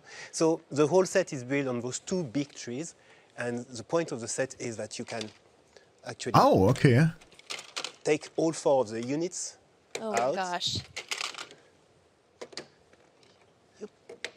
Da ist sogar so ein Zombie. Und das Huhn gab's auch, den TNT-Block gibt's. Or then you can recombine everything the way you want. We calculated that there is more than 60 possibilities with all four of the houses, so to make your own tree house. That is amazing. I love that because, you know, in some sets there's one final form, but in this, like you said, there are over 60. That's incredible. Yes. So let's see what our audience is asking. We've got a lot of questions coming in. First one, how do you guys decide which bricks to use to make Lego Minecraft sets look just like Minecraft in the real world? So when we started Lego Minecraft with Lydia's team, we created a very extensive Lego library with a lot of bricks and elements to represent the Minecraft blocks. And we've been using this list ever since and updating it every time there is an update. So with the new crimson wood or like the blue wood from the warp forest. That's incredible. And already, because Minecraft, you know, has that pixelated look, it fits so well with Lego. I think it's an awesome collaboration. So Lydia, our next question is for you. Let's see here. Okay. So what was the development and design process like working between Mojang Studios and Lego? Fred, feel free to chime in as well. Yeah. The process has been amazing. We've worked together for so long now. I was lucky enough at the beginning to be working very closely with all the designers and with Fred actually. And just what we think about is how can we really make sure that the Lego Minecraft sets combine the best of Lego and the best of Minecraft. So like Fred was talking about with the design library, that was one of the things we worked on a long time ago to really think about what we can represent perfectly with bricks in the game. And my favorite thing is really how all of the Minecraft mobs come to life, because they always, all of the designers on the team really figure out a perfect way to give you the feeling of the mob just like you would see it in Minecraft. Yes. That is amazing. And asking, you know, a bit more, our next question is about the design process, actually. So what are some of the challenges with the design process? So in Minecraft, everything can float, and of course in real life there's gravity, so we have to, you know, find our way around this. So we usually use like transparent bricks, like in the sky tower over there. You can see there the house is resting on transparent bricks to create this elevation. Or then we use like other techniques, like here on the tree, as you can see, there is a giant mass here that we plug things from the side as well to create the idea of gravity and like elevation from the game. Yeah. That's amazing. I love that you guys have the transparent bricks here because, you know, there are so many viral videos on YouTube of people making infinitely tall structures that are impossible to recreate in real life. But now it kind of is possible with Lego, which is just so cool. Okay, I think we have one last question. Okay, it is, if you had to choose, what is your favorite feature on one of the new sets? Ooh, I'm gonna go with 2. I really love the new characters that we saw in the Modern Treehouse, because who doesn't want to be a panda? And then also I am just loving the phantoms and how they're flying over and how you get this feeling, like Fred said, even though it's in real life, you get this feeling of movement, and they are terrifying. So very excited to see them come to life in this set. Yes. That's amazing. What about you, Fred? For me, it would be the portal in the rune portal here. Ooh. So, like, the team were able to create this possibility das ist of natürlich activating cool. the portal with a very iconic purple glow from the Nether portal here. And then you can reset the portal and your figure can go into the Nether and have fantastic adventures. Ich frage mich nur, wie oft wird sowas verkauft? Weil will man dann nicht eigentlich eher Minecraft spielen? And to everyone at home, thank you for your questions. If you didn't get to ask one now, don't worry. There will be another Q&A coming up very soon, so get ready for that. But we have one more surprise for our LEGO Minecraft fans. We are inviting you to decide which character skin to feature in a brand new LEGO Minecraft set launching next year. You guys get to choose from 3. Oh, der Ninja, der Warrior oder der Ranger? The Ninja, the Warrior, or the Ranger. All you guys have to do is head on over to our Twitter page between now and Friday, July 2nd, to cast your vote. And the winning skin will be announced very, very soon. I think everybody behind camera is here voting. I'm definitely going to do that right after the show. Now, Lydia, I hear that there's one more very exciting thing to share with our Minecraft community, isn't there? Yes, so Caves and Cliffs Part 2, a huge update, just came out, and you can play it now. And I can't wait to see, actually, maybe when some little adorable axolotls and goats make it into a LEGO Minecraft set, because it's going to be really exciting. But being able to play in amazing new caves is going to be really fun, so make sure to check it out. Amazing. Well, thank you guys so much. Thank you to Lydia and to Fred. Let's give it up for them, guys. Bye, everyone. Ja, das war jetzt aber ganz ordentlich. Also, es ist jetzt zwar nicht, was mich großartig interessiert, Earlier, aber we asked you guys what cool. you've seen so far on the show that you would most like to try. Well, the votes are in, and the favorite is, let me check here. Okay, 44% of you said that the thing you'd most love to try is contributing to LEGO ideas. Das ist doch eine Lüge. Die wollen die Dinger kaputt hauen. More polls coming up soon. Oh, that was a lot of new news. Melvin, how's it going over there at the Dots Wall? Michelle is just as busy over here. How is this for development? Amy, what are the latest designs to come through? Es läuft ja flüssig, der Praktikant hat's hingekriegt, stimmt, ja. I'm loving how Anton in Sweden has framed their design Yes, here Anton! with this red border. It's brilliant. Okay. And Christian in Australia, total celebration of the pizza tile. Good day, mate. Loving that. Okay. And then Isaac in Canada here. Yeah. Isaac, der gute Mann, hat ein I gebaut, ey. Einfach brilliant. Kannst du doch SMD. By Jahil. Jahil. Also awesome. Very Da mach ich auch gleich mit. Und Matthias, der coole Typ aus Deutschland, hat ein M eingeschickt. How many have we received so far? I want the exact number. Yeah, last count was 3,100, but we're still counting. You really gave me the right number as well. Yeah. I didn't expect that. I'm very surprised. Gusta, Johanna, how are your fingertips holding up? It's okay. Yeah, it's okay. A bit sore. Gusta, can we see your fingertips? Yeah, Da hat hinten schon einer ein M eingeschickt und ein in J. the house real soon. Und And ein also, Hi. you'll be pleased to know I did ask your boss about the raise. Yeah. He said no. Oh. Guys, keep your 6x6 faceplate designs coming. Build them from sets you already own, or draw them, or use the Dots design tool. All the details you need are online at legohouse.com/dots. Right, Michelle, I'm on my way back. What's next?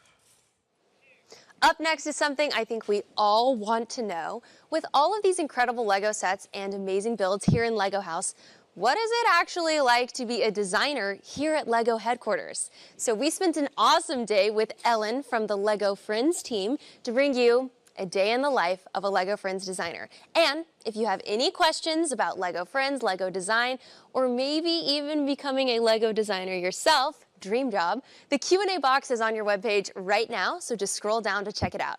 Send in your questions for a very special Q&A coming right up. Hi everyone, I'm Annan and I'm a LEGO Friends designer. Here's a short video and a sneak peek into the day in the life of a designer at the LEGO Group. One of the things I really love about my flat is all the cool artwork I have on the wall. Lots of it was made by my friends who also work at the LEGO Group, and some of them are also in the Friends team. This picture here is a little sticker I made of my car on fire. Got this funny little cat thing here. I really like building things, and that's quite good inspiration also for my work as a LEGO builder. This is actually something that me and my partner found on the street. It's a door. We decided to take it home, cover it in magnetic paint and then blackboard paint and put it on the wall. These ones are for a competition we did with our friends while on holiday and we had to draw each other. I don't know about you, but I think they captured me pretty well in this one. This was the first LEGO set I ever made, back when I was an intern. I was so excited when it came out and I could see it on shelf and see kids' reactions to it. I'm very cool about it and I like to have it on display. As you might have noticed, I've got a lot of plants in my flat. I have a flame in the loft. It's called Frank. To reduce my environmental impact as much as possible, I actually drive with some of my colleagues. So we're going to go and pick them up now and head to work. I live pretty high up. Das kommt alles so ein bisschen random rüber, finde ich teilweise. Ne? Dass man jetzt, also dieses Lego-Designer-Team, okay, finde ich cool, dass man das zeigt, aber das war jetzt ja eigentlich alles, oder das hier ist jetzt eigentlich gerade alles ziemlich belanglos. Dass man als Lego-Designerin dann irgendwie cool zeichnen kann und kreativ ist, davon bin ich fast ausgegangen. Naja.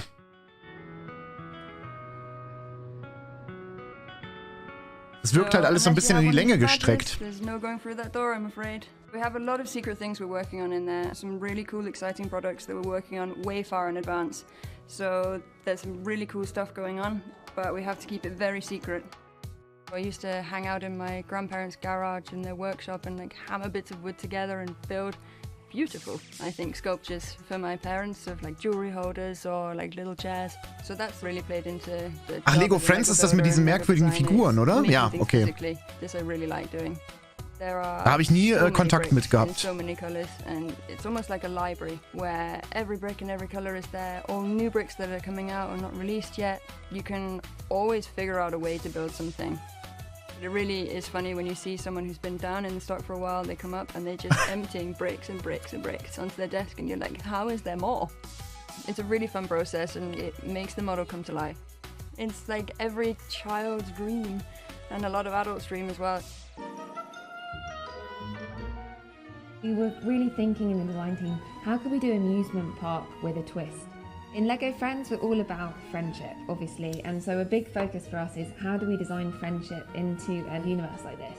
And the big innovation here, if you like, is that we really wanted these magic tricks to be a way for real-life friends to interact with each other and perform these tricks for each other. So that was really bringing friends into the real world. We get a lot of inspiration from the kids when we show them the visuals. Then they come up with all different stories and ideas. It's super fun seeing the kids' reactions. Even in the groups that we had where the kids didn't even know each other, by the end of those sessions they were all performing for each other. So we knew that we were onto something there with the idea of performing for your friends and the joy that it brings. Making new friends. And making new friends, yeah. Thanks so much for joining me on this journey, guys. It's been really cool to show you where I work. Ja, aber guck mal, das finde ich jetzt irgendwie ein bisschen schade. Die sagen, sie zeigen so einen Lego-Designer und jetzt anstatt da irgendwie wirklich, also das ist ja wirklich ein interessanter Job, dass du dann da sitzt und dann überlegen musst, wie mache ich jetzt welche Sets und was sind meine Ideen und wie setze ich das um, was darf ich vielleicht machen, was sind so Vorlagen und so. Da zeigt man dann da irgendwie eher so einen komischen Vlog von einer Person, die ich zumindest jetzt nicht kenne. Ich denke mal, die meisten auch nicht. Mit irgendwelchen Effekten. First up, Ellen, what's it like as a fan of LEGO yourself to have the sets that you created out there in the world? It's so exciting. You can imagine, like, we get the comments from the kids when the sets come out and they're so excited about them. It's the best feeling ever. It reminds me of being a kid myself and seeing the sets on shelves and like, I want that. Amazing. It's really cool. That is such a special experience. Okay, so we have our second question. So many questions coming in. Fenella, what are some good subjects to study in school if you want to be a LEGO designer? Well, you can take the route that some of us took. So I studied industrial design, but you can also study graphic design, fashion design, architecture. Die ist auch so leise. So many different people from different backgrounds.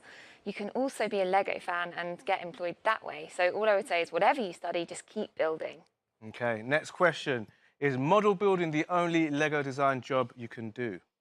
Definitely not. We have so many different jobs. So as Fen said, like graphics, you can do element design. We have a whole team of people that work on our adverts. We have packaging designers. Anything for guys with beards? Absolutely, we can find something. Great, okay. Love this next question. Do you ever get builder's block or designer's block where you feel uninspired? That's a good one. I think, yeah, everybody must get that, but it's a great thing, this team we have behind us, so you can always go and spar with your teammates or go and look at the brick stock and get inspired by the different elements we have down there. Yeah, I definitely love to go into the design team and see what amazing creations are on their desk or like the shelves behind them, and that kind of gets your creativity going again. That's awesome. Okay, and another question from the audience. So Lego Friends has a range of amazing locations and environments. Are there any environments you'd like the Friends to explore in the future, like space or the desert? Or the chicken shop? That's a good one. So my personal favourite, we've already done it, is the ski theme. I love skiing so much, so this would be an amazing one for us to revisit maybe, but I don't know what you think. Yeah, I mean, we have so many possibilities with Lego Friends. That's what's so exciting. So you never know what's in the pipeline. There's definitely exciting things coming up. They can't tell us, basically, guys. So many secrets here at the Lego house. All right, one more question. So most of us turn to Lego building to de-stress, but this is your job. So what do you guys do in your free time? Well, for me, I like to go out into nature, so maybe go camping, go and have a barbecue with friends, or bike to the beach or something. Maybe a little bit of Lego building as well. Yeah, and for me, I have 2 young kids, so I spend my time building very big Lego Duplo creations and then knocking them down. Lego 24/7. Yeah. Well, I think I know what I want to be when I grow up. Please give it up for Ellen and Fenella, everyone! Woo! Now, as all masters of Spinjitzu know, this year marks the 10th anniversary of Lego Ninjago, and we couldn't have a LegoCon without celebrating this decade of adventures. Yes, Star Wars heben die sich echt für den Schluss auf, and Lego Gaming fans, this one is for you. Let's take a look. This year, we're celebrating the 10-year anniversary of Lego Ninjago. That's a whole decade of Master Wu, Kai, Zane, Lloyd, Nia, Cole, Jay, and... did I already say Kai? 10 years of Spinjitzu mastery, of epically breathtaking moments of action.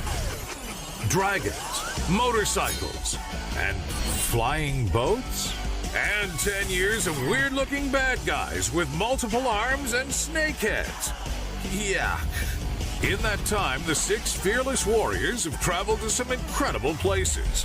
Blistering deserts, hostile rainforests, freezing mountain kingdoms, even outer space.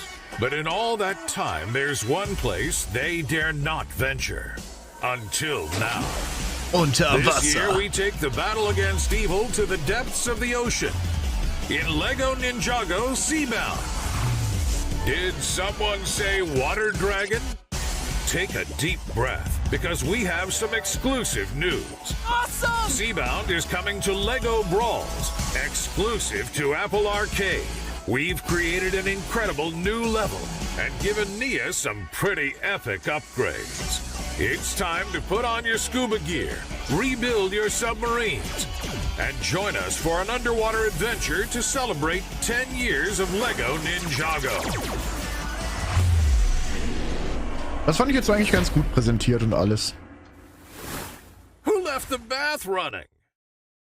That's right, Lego Ninjago Seabound is coming soon to the Lego Brawls gaming platform, and Michelle and I are ready to become the ultimate brawling team, aren't we? Oh yeah. Dankeschön, wir sind die Cantina-Band. Wenn ihr Songwünsche habt, ruft sie einfach. Spielt denselben Song nochmal. So now, Alles klar, our denselben next Song. guest Und needs los. no introduction, and starting this summer, his brother is joining the lineup too. Ich wundere, ich hab's gelesen. Und danke sehr für die Spende. Ich möchte bloß jetzt nicht großartig unterbrechen. Vielen lieben Dank, danke sehr.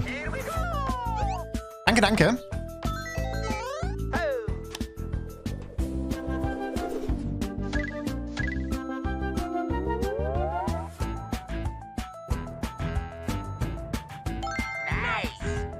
die gab's doch schon, ne? Diese Mario-Dinger, oder?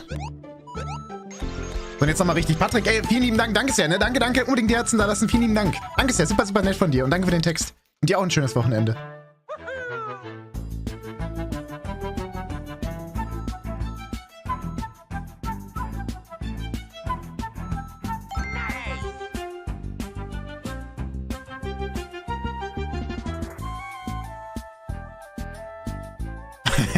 Okay. Bye bye.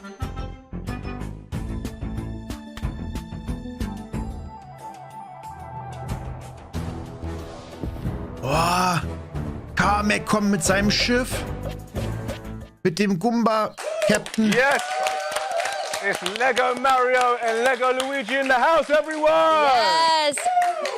Da ist auch noch So Bowser I'm a Lego Jr. Mario fan for sure. He's the original guy. But now if we each have a starter course, we can play at the same time together. So that's pretty cool. Well, that works out well for the both of us, Michelle, because for me, it's all about Lego Luigi. Okay. How about after the show, we team up for an epic adventure? How's that Well, sound? You're going down. Yeah? Should we shake on it? I've sanitized. Perfect. Wonderful. Still to come on the show, our official reveal of a brand new Lego Star Wars set. It's gonna be epic. That's right, and we take a calming look into the world of Lego Builder's journey. Okay. And we have a Lego Technic challenge that I personally have been waiting for. Also Lego Star Wars Set auf jeden Fall. Yes, and this time we are asking you, LLAMA, would you do the honors? What Lego stories are you enjoying most? Is it sustainable innovations, cool collaborations, Oh, wieder abliest. behind-the-scenes reveals, or interviews with Lego guests? What's been your favorite so far, guys? I've been loving the interviews for sure. Interviews, yeah. I love getting to know the designers and just hearing the behind the scenes on everything. So It's much great cool. information. How about you, LLAMA? All right, not too much. Guy just doesn't stop. Okay, right, you can answer in the poll just here down on your homepage. Just scroll down, guys, and remember, we'll reveal the results later on. Now, let's find out what you guys think of what you have seen so far. All right. So, Derek says that's how you hashtag rebuild the world, turning plastic water bottles into Lego bricks. I love that. Yeah, that's really nice. Okay, Siani in Wales has 2 mini masters enjoying watching LegoCon in Denmark instead of watching Wales versus Denmark in Yes! football. That's what we want to hear.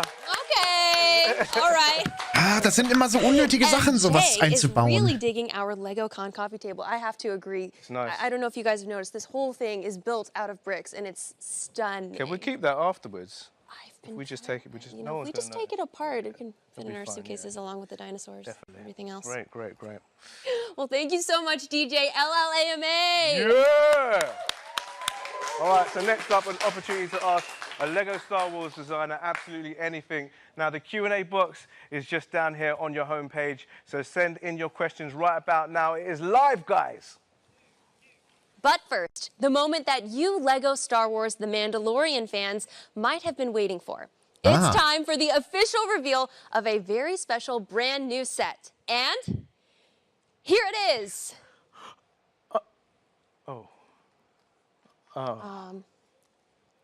Sorry, give us a second. What are we gonna do? What are we gonna do? Are they saying anything? Was that supposed to happen? Did we go offline again? I don't Und jetzt kommt der Rewind-Effekt und es wird wieder aufgebaut oder so.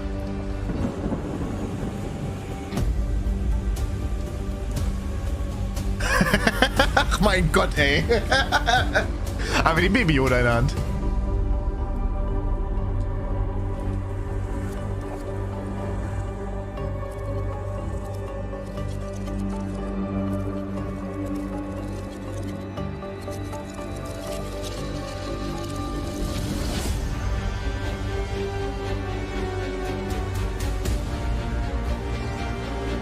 Wie der Baby Yoda immer die Ohren hoch macht.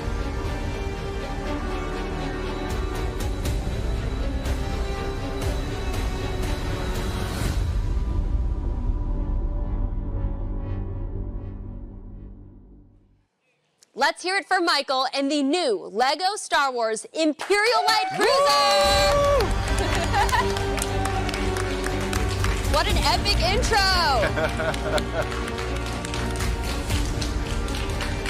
Yes, Michael. Yes, Michael. Woo! Na, hoffentlich zeigen sie aber noch ein bisschen mehr als nur den. What do you think, fans? Let's see those emoji reactions. Come on! Oh my gosh, Michael, we have been so excited about this segment. This is such a super cool set, and it looks like I'm not the only one who thinks so based on our audience reactions we're getting right now. So can you take us through some of your favorite features? Absolutely. Well, as you can see, it's instantly recognizable as a Star Wars ship. It's not quite as big as a Star Destroyer, but it is big, and it's got 3 huge engines on the back, so lots of power. But yet, the size makes it very maneuverable, and this built-in handle, all the swooshability you can imagine. Yes. Swooshability. Love that. Yeah. And then we've got 2 huge turrets here, 4 inbuilt. Wow. Rockets. We can open the entire front here, so you've got easy access to the detailed interior. Love that. And then we've got an awesome lineup of figures, so you can play the scene out from the film itself. So cool. Then the last little, but Von dem Film. Ah ja. we've got these really cute little TIE fighters, so we can open up the front here, place a TIE fighter in there, and then launch the TIE fighter. Incredible.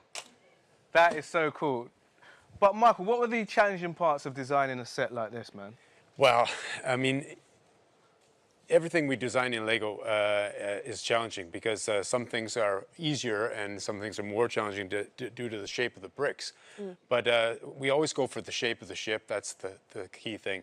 The next thing we have to do is try and put some functionality into that. So as many play features as possible. If that's not enough, then stability is an issue because we need to keep that model stable while we're building it so it doesn't fall apart when we build the model, and after we're finished, when it's done, we want to be able to play with it and have a great time. So. Now, I've got to say, I love the child and his wiggling ears. That was so impressive. Cute. Yeah, really cool. That was a lot of fun. And definitely, those features are so important if you want to capture the emotion of a character like that. And Lego bricks aren't exactly the easiest thing to work with when you're trying to do something that in that way. But I'm really happy with the result. And I mean, when you see the reactions from the fans and how happy they are about it, it just makes it all worthwhile. Incredible. And your team has 2 more Lego The Star Wars The Mandalorian sets coming out, right? Absolutely. Would you like to see them? Yes. Yes, we want to see all of it. Yes. I'll just take them over here. There we go. So this one is called the Armored Marauder. Okay. Now, this has got an awesome lineup of figures. Grief Karga, some super cool stormtroopers. Got a brand new artillery stormtrooper, he's called. And then there are all kinds of places where you can open this ship up. So the stormtroopers can be inside, front, back. The detail, man. Yeah. And then you can put the stormtroopers in. You can launch an attack from the front with, again, built-in shooting functions. All of them shoot projectiles. All of them shoot. It's a must in Star Wars. We've got another one here. I'll grab this one. And this is Boba Fett's starship. Right. You may recognize that. Incredible. Yes. And the features of this one, I mean, well, we've got a great lineup of figures. We've got Boba Fett, and we've got the Mandalorian himself. Yes. And then the ship, rotating wings. Okay. So when the ship flies, because it does fly this way. Yeah. Das ist aber ganz cool. And then we've got a cockpit for Boba Fett, of course. We have got shooting functions again. Of course. There is a little compartment here for the carbonite block. And on the bottom here, we've got a built-in handle. Fold that out, and then again, one-handed swooshing. More swooshing. Swooshing. Never too much swooshing. The last but not least, this service cart doubles as a display stand. So you can display the model in flight. That is so cool, man. Ja, das ist auf jeden Fall ganz cool. Die gibt es schon recht häufig, ne? Michael, but I think we need to know what you guys want to know. So first up, what's the process creating a Lego Star Wars set? Where do you start? Yeah. Well, I think that every designer has his own unique approach. But usually we start with what we call a sketch. Now, sketching with Lego bricks means that we rough out an idea. If we like that direction, then we continue. We go into a maturing phase where we build, rebuild, test multiple times. We build it both physically, build it with 3D software digitally. We address things like scale and functionality. If we dial up on scale and functionality, we often dial up on the complexity, which means we have to be really aware of the age mark that we're trying to go for on a particular item. But every designer has got this library of bricks etched in their mind, so that's what we Also draw das on, Darksaber und der Dark Trooper. That's what drives us, creating these amazing vehicles. Die waren ja schon geleakt.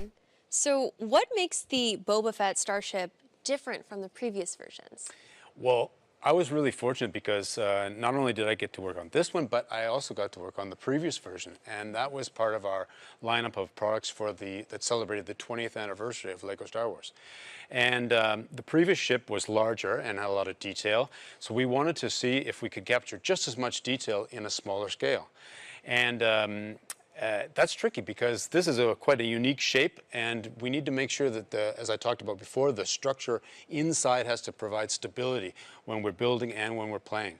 So that was a tricky one. The handle was one of the well-received features of the larger version, so being able to put that into this version was also a wish, and we managed to get it in. So how do you choose what characters to add to like the minifigure lineup?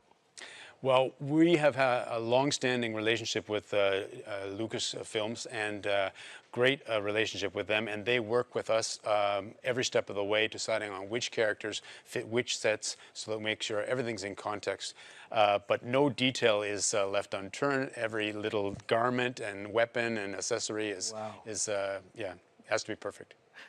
Well, Michael, we can just feel your passion, and as we've learned today, it's so wonderful to see someone who's such a big fan of the property bringing it to life in the LEGO world, so thank you. And judging by the comments and reactions we're getting right now, I think you've even recruited a few new LEGO Star Wars fans today. So please give it up for Michael, everyone.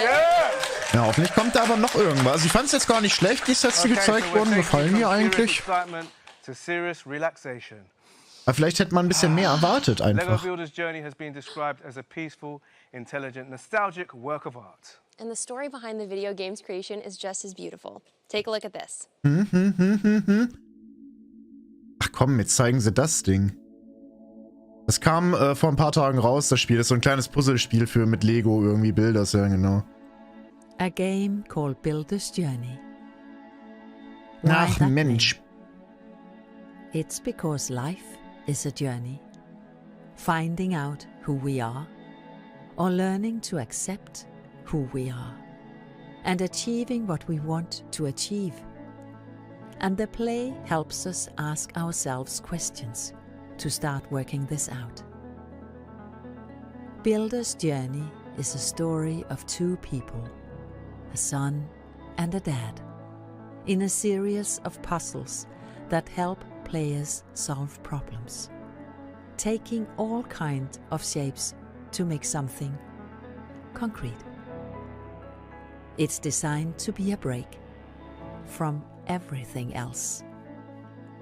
An emotional journey of challenges, progress, and of never being afraid to try something again. And the craft behind the storyline, visuals, music, and sound all comes together to leave the player with the same feeling. Ready for the next day in their journey.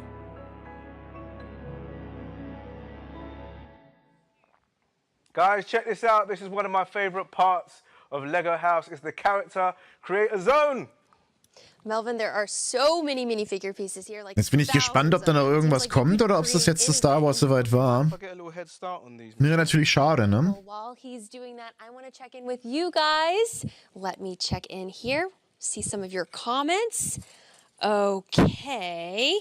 So, Beck said that LegoCon is as amazing as they've finally found something the whole family can watch together. Hashtag LegoCon. That's amazing. All right. Well, it's not over yet, so keep your comments and reactions incoming. Right. I'm done. What do you think of that? I think that was cool. I love his build. hair. That's amazing. Yeah? Well, you know what? I think this will really look great Don't tell them about my final secret, my big surprise. Sorry about It's not time for that. It's not time. But it is time for us to reveal what you guys said in our latest poll. Okay, so we asked you guys what Lego stories you're enjoying the most. And while it was a close call, the answer with the most votes is 52% of you guys said you'd love to see even more behind-the-scenes reveals. You know what? They were pretty cool. I'm not surprised about that. That is impressive. Now, building with Lego Technics is all about building for real. That means challenging builds of vehicles in all shapes and sizes, from iconic supercars like the Lamborghini Siren we saw earlier to mighty construction machines. And when it comes to construction machines, well, thank you. Thank you very much. Thanks, Jade. The Lego Technic designers, together with our partners at Volvo, are an unbeatable force. Or are they? The kids at the first Lego League decided to put our experts to the test. But before we watch, do not try this at home. Na, was kommt da jetzt? Hey, Sam. Hey, Frida. What are we doing here? I have no idea. But have you seen the laptop? Let's have a look. Yeah. Frida and Sam, we are the first Lego League team in Nigeria. You've challenged the teams around the world to put all of our skills in science, technology, engineering, and math to the test. But today, we're challenging you. No. Come on. It's time to go. Warum hat man da jetzt so einen Filter drüber gelegt, als wäre das so die schlechteste Verbindung der Welt, ey?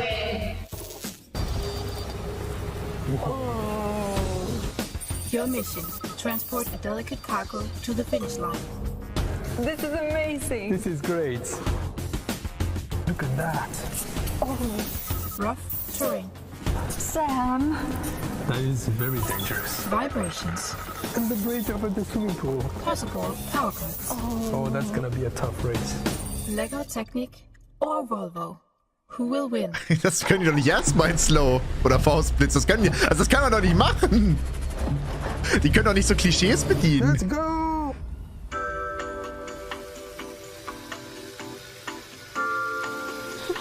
What are you doing? Können die nicht schneller fahren, oder? Taking the lead, Frida. Sam, I'm right behind you. Ach so, da ist ein Wackelpudding drauf, okay. No! Go and save him. Hey, Sam. No. No. You're in my way? No. No. Sam, I'm coming. You can do it. Come on.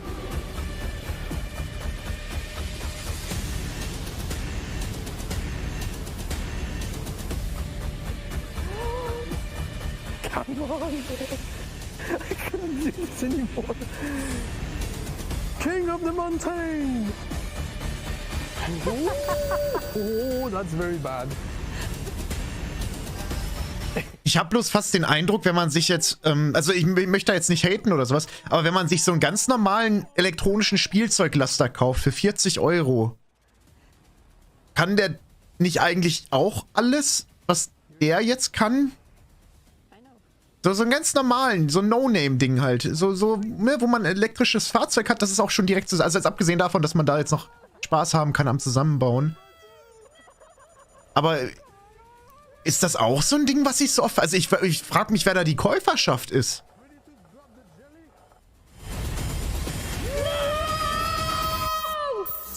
Yes! Winner, Sam. It was so close, but I won. I'm a winner. Congratulations. Thank you so much.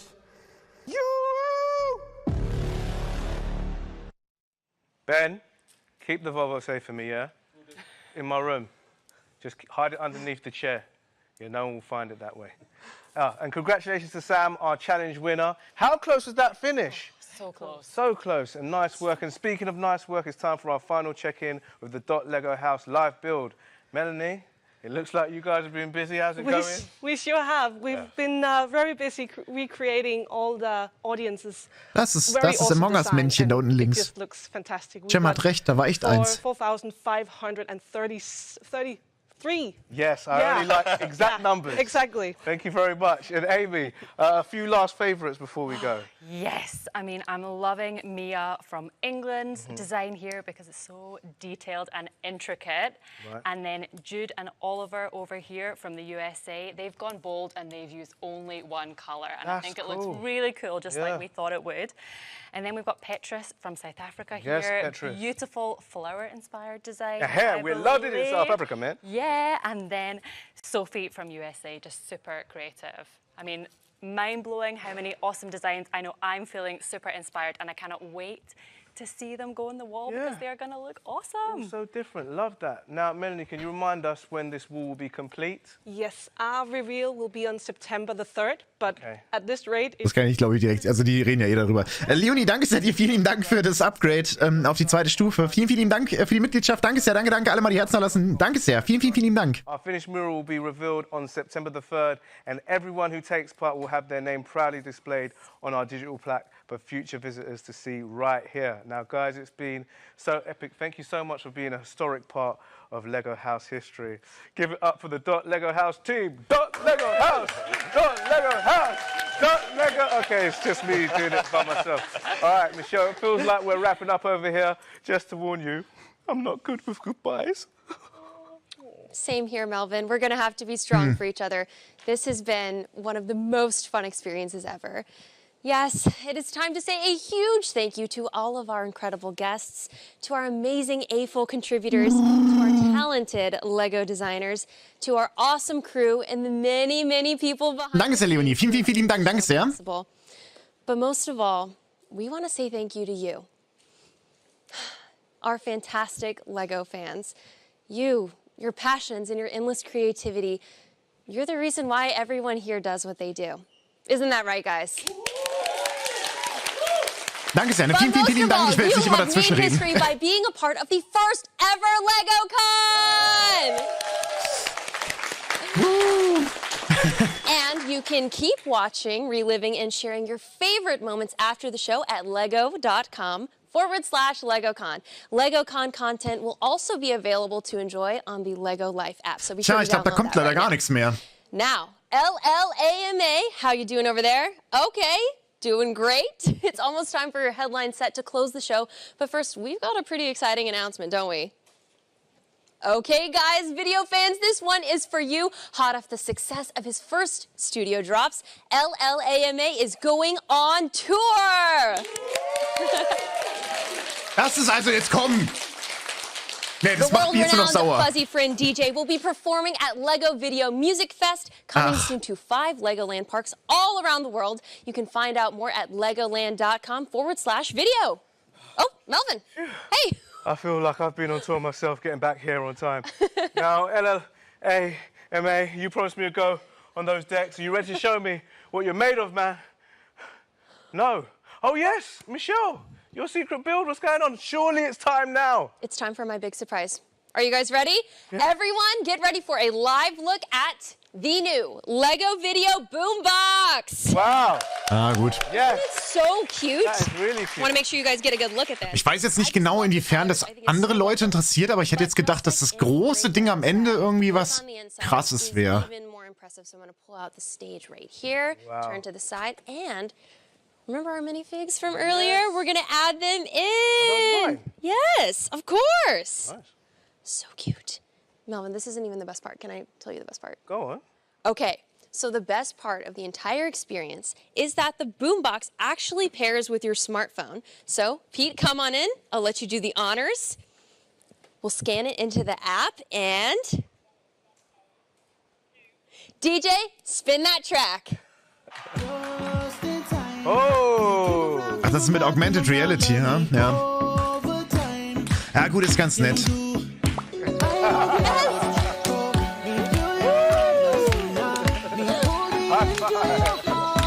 Ja, wenn man da jetzt mit seinem Handy halt drauf guckt, dann bewegen die sich, ne? Ja, ja, gut.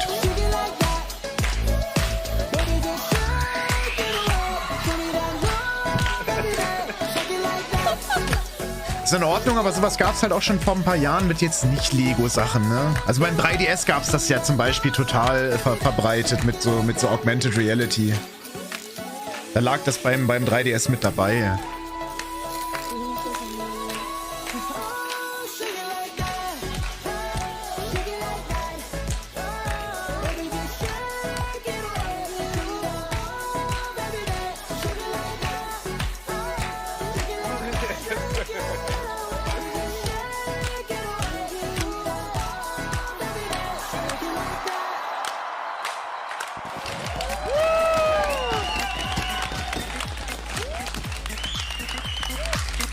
Everyone here, thank you for being a part of LegoCon 2021. And here's to LegoCon 2022. Yeah! War das jetzt quasi eine inoffizielle Ankündigung, dass das jetzt jährlich kommt? Mehr oder weniger, oder? Ja, anscheinend, okay. Das ist anscheinend jetzt so ein jährliches Ding. Ja, da gibt es auf jeden Fall einiges, was die ein bisschen besser hätten machen können, finde ich. Aber naja, also ich fand, das war ein großes Problem. War irgendwie die Zielgruppe, die ansprechen wollten, teilweise total aufgedreht und so. Und dann haben sie direkt vor Lego Minecraft, was ja doch dann irgendwie ein sehr junges Publikum ansprechen sollen, haben sie dann aber wiederum diesen Part, der dann eigentlich eher Erwachsene ansprechen wird, von wegen, ja, Lego macht jetzt hier was mit Zuckerrohrbasis und macht Recycling und wir achten jetzt darauf, dass wir Papiertüten statt Plastiktüten nehmen, weil Umwelt und so. Das hat da irgendwie gar nicht reingepasst, weil, also zumindest muss ich dann fairerweise sagen, wenn ich jetzt ein Kind bin und 8 Jahre oder sowas, dann ist jetzt nicht irgendwie von wegen, dass ich mir dann, wenn ich da ein neues Lego bekomme, mir denke, aber hier die Plastikverpackung, das ist ja aber ganz umweltschädlich. Glaube ich nicht, dass man als Kind so denkt. Ich habe zumindest nicht so gedacht. Ich glaube, fast viele andere Kinder denken auch nicht so. Würde ich jetzt einfach mal frecherweise behaupten. Ich weiß nicht. Und dann war natürlich, also was mich jetzt auch gestört hat, war dieser Lego Dot Part. Den fand ich eigentlich ganz cool. Ist ja auch eine super Sache, dass man bei so einem Livestream-Event die Zuschauer da irgendwie einbinden möchte und so. Aber das hatte ein viel zu großes Segment bekommen irgendwie. Das hätte man am Anfang einmal kurz eine Minute zeigen können. Und dann sagt man so, hey, hier, komm, am Ende zeigen wir mal kurz die Wand. Da gehen wir einmal kurz so eine Minute, 2 Minuten rüber, sagen, hey, danke, sehr cool. Guck mal, ihr habt hier eure tollen Kreationen gemacht. Dass man das irgendwie 4, 5, 6 Mal zeigt. Und jedes Mal sagt man, hier, Isaac, der aus den USA, der hat ein I eingeschickt. Guck mal, wie toll. Ja, weiß ich nicht. Und dann andere verpasste Chancen, was habe ich ja auch schon gesagt gehabt, bei diesen Lego-Designern, was ja doch eigentlich eine ganz coole Sache ist. Da zeigt man dann Leute, die neue Sets erstellen. Das ist ja eigentlich ein super interessanter Beruf für viele, denke ich mal.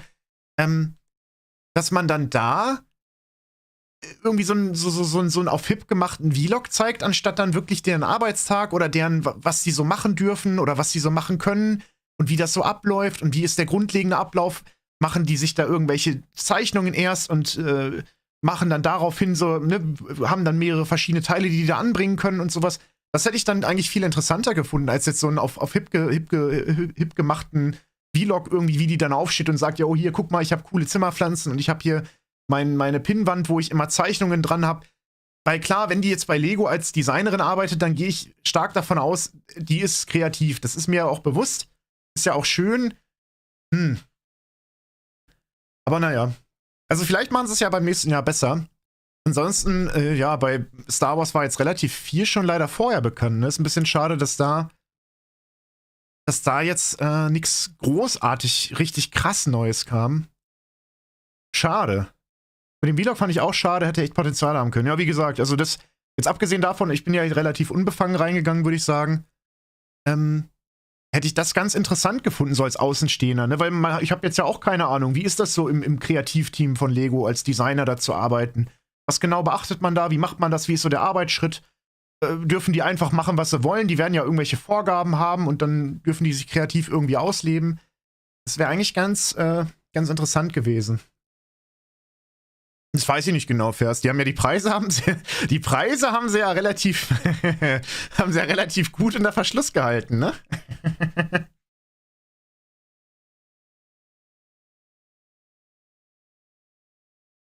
Ich hätte gesagt, dass die Eltern es stört, dass der Mülleimer mit Plastikverschmutzung voll ist von Lego. Ja. Ich finde das ja auch eine gute Sache. Also so no offense oder sowas, dass man jetzt, finde ich ja gut, dass sie sagen, hey, die wollen umweltfreundlicher werden und das ist ja auch alles super und spitze. Aber es wirkte irgendwie sehr, also erstens wirkte da teilweise sehr viel aufgesetzt, ne? Diese ganzen diese ganzen, wir lesen mal kurz random einen Twitter-Kommentar vor, ja, das ist vielleicht aber auch einfach so ein typisches Event-Ding, dass die sich da immer so selber beweihräuchern, heißt es dann, ne? Die lesen dann halt oder die suchen sich dann halt natürlich Sachen raus, die besonders toll sind und besonders positiv und so. Ja, das sind halt immer so Sachen, die sind dann für Zuschauer recht inhaltslos irgendwie und kosten nur Zeit und bringen einem jetzt nicht irgendwie weiter. Ich weiß nicht, wenn dann da die Moderatorin dasteht und sagt, oh, jetzt hat uns George aus Kanada geschrieben, ihr seid so toll und ihr macht so tolle Lego-Sachen, ich sammle euch schon 10 Jahre lang und das ist super duper toll. Ja, weiß ich nicht, muss man das zeigen? Ist das was man zeigen muss, so in so einer Eventshow? Weiß ich nicht genau. Der Ninjago-Werbespot war cool, den fand ich auch super. Also ich weiß nicht, ob das an mir liegt, aber ich habe das ja auch bei anderen solchen Events immer gemerkt, je weniger das so unnötiges Gelaber ist und selber beweihräuchern, desto besser. Und dieses Trailer nach Trailer, Hammer nach Hammer, bam, bam, bam rausballern, finde ich eigentlich viel besser vom Flow, vom Ding her, als wenn man dann immer sagt, ja, oh, guck mal, jetzt haben wir das Lego Minecraft und dann reden die da über Lego Minecraft und danach lesen die wieder vor, ja, mein Gott, ihr seid ja super gut, das Lego Minecraft ist ja so toll geworden. Weiß ich nicht. Weiß ich nicht. So mit Karen just a Chatting Stream aufbauen, neues Lego. Ja, mal gucken, ne? Mal gucken. Das Sauker braucht einfach das Schiff wieder aus. Dieses Sauker-Kostüm, ey, so das sah auch aus, Mensch. Der Imperial Cruiser kostet 160, die Slave One kostet 50 und der Marauder kostet 40. Oh, den Marauder finde ich dann aber relativ teuer im Vergleich zu Slave One, oder? Kommt mir das nur so vor. Die Slave One fand ich aber, die sah echt ordentlich aus. Aber da, ich bin wie gesagt jetzt nicht so krass in Lego drinne. Da habe ich aber von vielen Leuten gehört, es gibt halt schon einfach sehr viele verschiedene Modelle zur Slave One. Deswegen wäre sich, glaube ich, von vielen gewünscht worden, einfach mal auch neue Sachen zu zeigen oder zu machen. Anstatt dann halt wieder eine Slave One. Aber ich fand, die sah optisch eigentlich ganz gut aus und 50 € hört sich jetzt für mich auch nicht sehr, also so extrem teuer an. Naja, ne? Ein paar Dinge, die drin waren schon cool. Ja, es war noch nicht wirklich rund. Und das Ende war sehr enttäuschend für wahrscheinlich alle Fans. Ja, vielleicht machen sie es ja beim nächsten Mal besser, ne? Also wenn das jetzt irgendwie so ein jährliches Ding ist, wer weiß, ne? Kann man auf jeden Fall noch sehr, also da hätte man locker, also so no hate, aber da hätte man locker 20 Minuten mit unnötigen Gelaber, nenne ich das jetzt mal, rauscutten können. Diese ganzen Stellen mit diesem, jetzt hat uns der und der das eingeschickt und wow, das ist ja super kreativ und dann sagt sie am Ende, sagt die Designdirektorin da noch so irgendwie davon kann ich mich jetzt inspirieren lassen und sowas von irgendwelchen Randoms, die dann da auf dem, ich weiß nicht, wie groß war das jetzt, 12x12 Noppenfeld irgendwelche Muster drauf reinschicken. Erzählt dann die kann sich dadurch inspirieren lassen und das ist ja so super gut. Na klar, das ist mir schon klar, dass sie das sagen muss. Wie wird denn das sonst rüberkommen? Aber das ist ja dann auch irgendwie unnötig. Mir ist ja auch schon klar, warum man das macht, so von wegen aus cool, ihr könnt uns alle einschicken und ihr könnt alle mitmachen, das ist super interaktiv und so, aber naja, ich weiß nicht. Ist vielleicht auch nur ein Part, der mir nicht so zusagt. Ich weiß nicht. Aber ansonsten war ein ganz nettes Event. Vielleicht kriegen sie es beim nächsten Mal vom Pacing her besser hin. Man muss ja auch sagen, ist das erste Mal gewesen, habe ich ja vorhin auch schon gesagt. Das erste Mal so ein Event zu machen, ist bestimmt auch gar nicht so einfach. Von daher, wir werden ja sehen, ob es dann beim nächsten Mal besser sein wird, ne? Aber gut, damit würde ich mich jetzt bedanken fürs Zuschauen. Das war's mit der LegoCon. Ich hoffe, ihr hattet alle ganz viel Spaß. Ich fand es auf jeden Fall ein super interessantes Erlebnis mal, ein super interessantes Event. Und von daher, mal gucken, wie es nächstes Jahr wird, ne? Und mal gucken, was sie nächstes Jahr so abliefern. Ist natürlich jetzt schade, dass relativ wenig zu Star Wars gekommen ist. Aber was will man machen, ne? Gut, liebe Leute, damit würde ich sagen, das war's jetzt erstmal. Vielen lieben Dank fürs Zuschauen. Habt jetzt alle mal noch einen schönen Abend und dann sieht man sich ja irgendwann noch wieder oder sowas, ne? Also, bis dann und danke fürs Dabeisein. Ciao, ciao.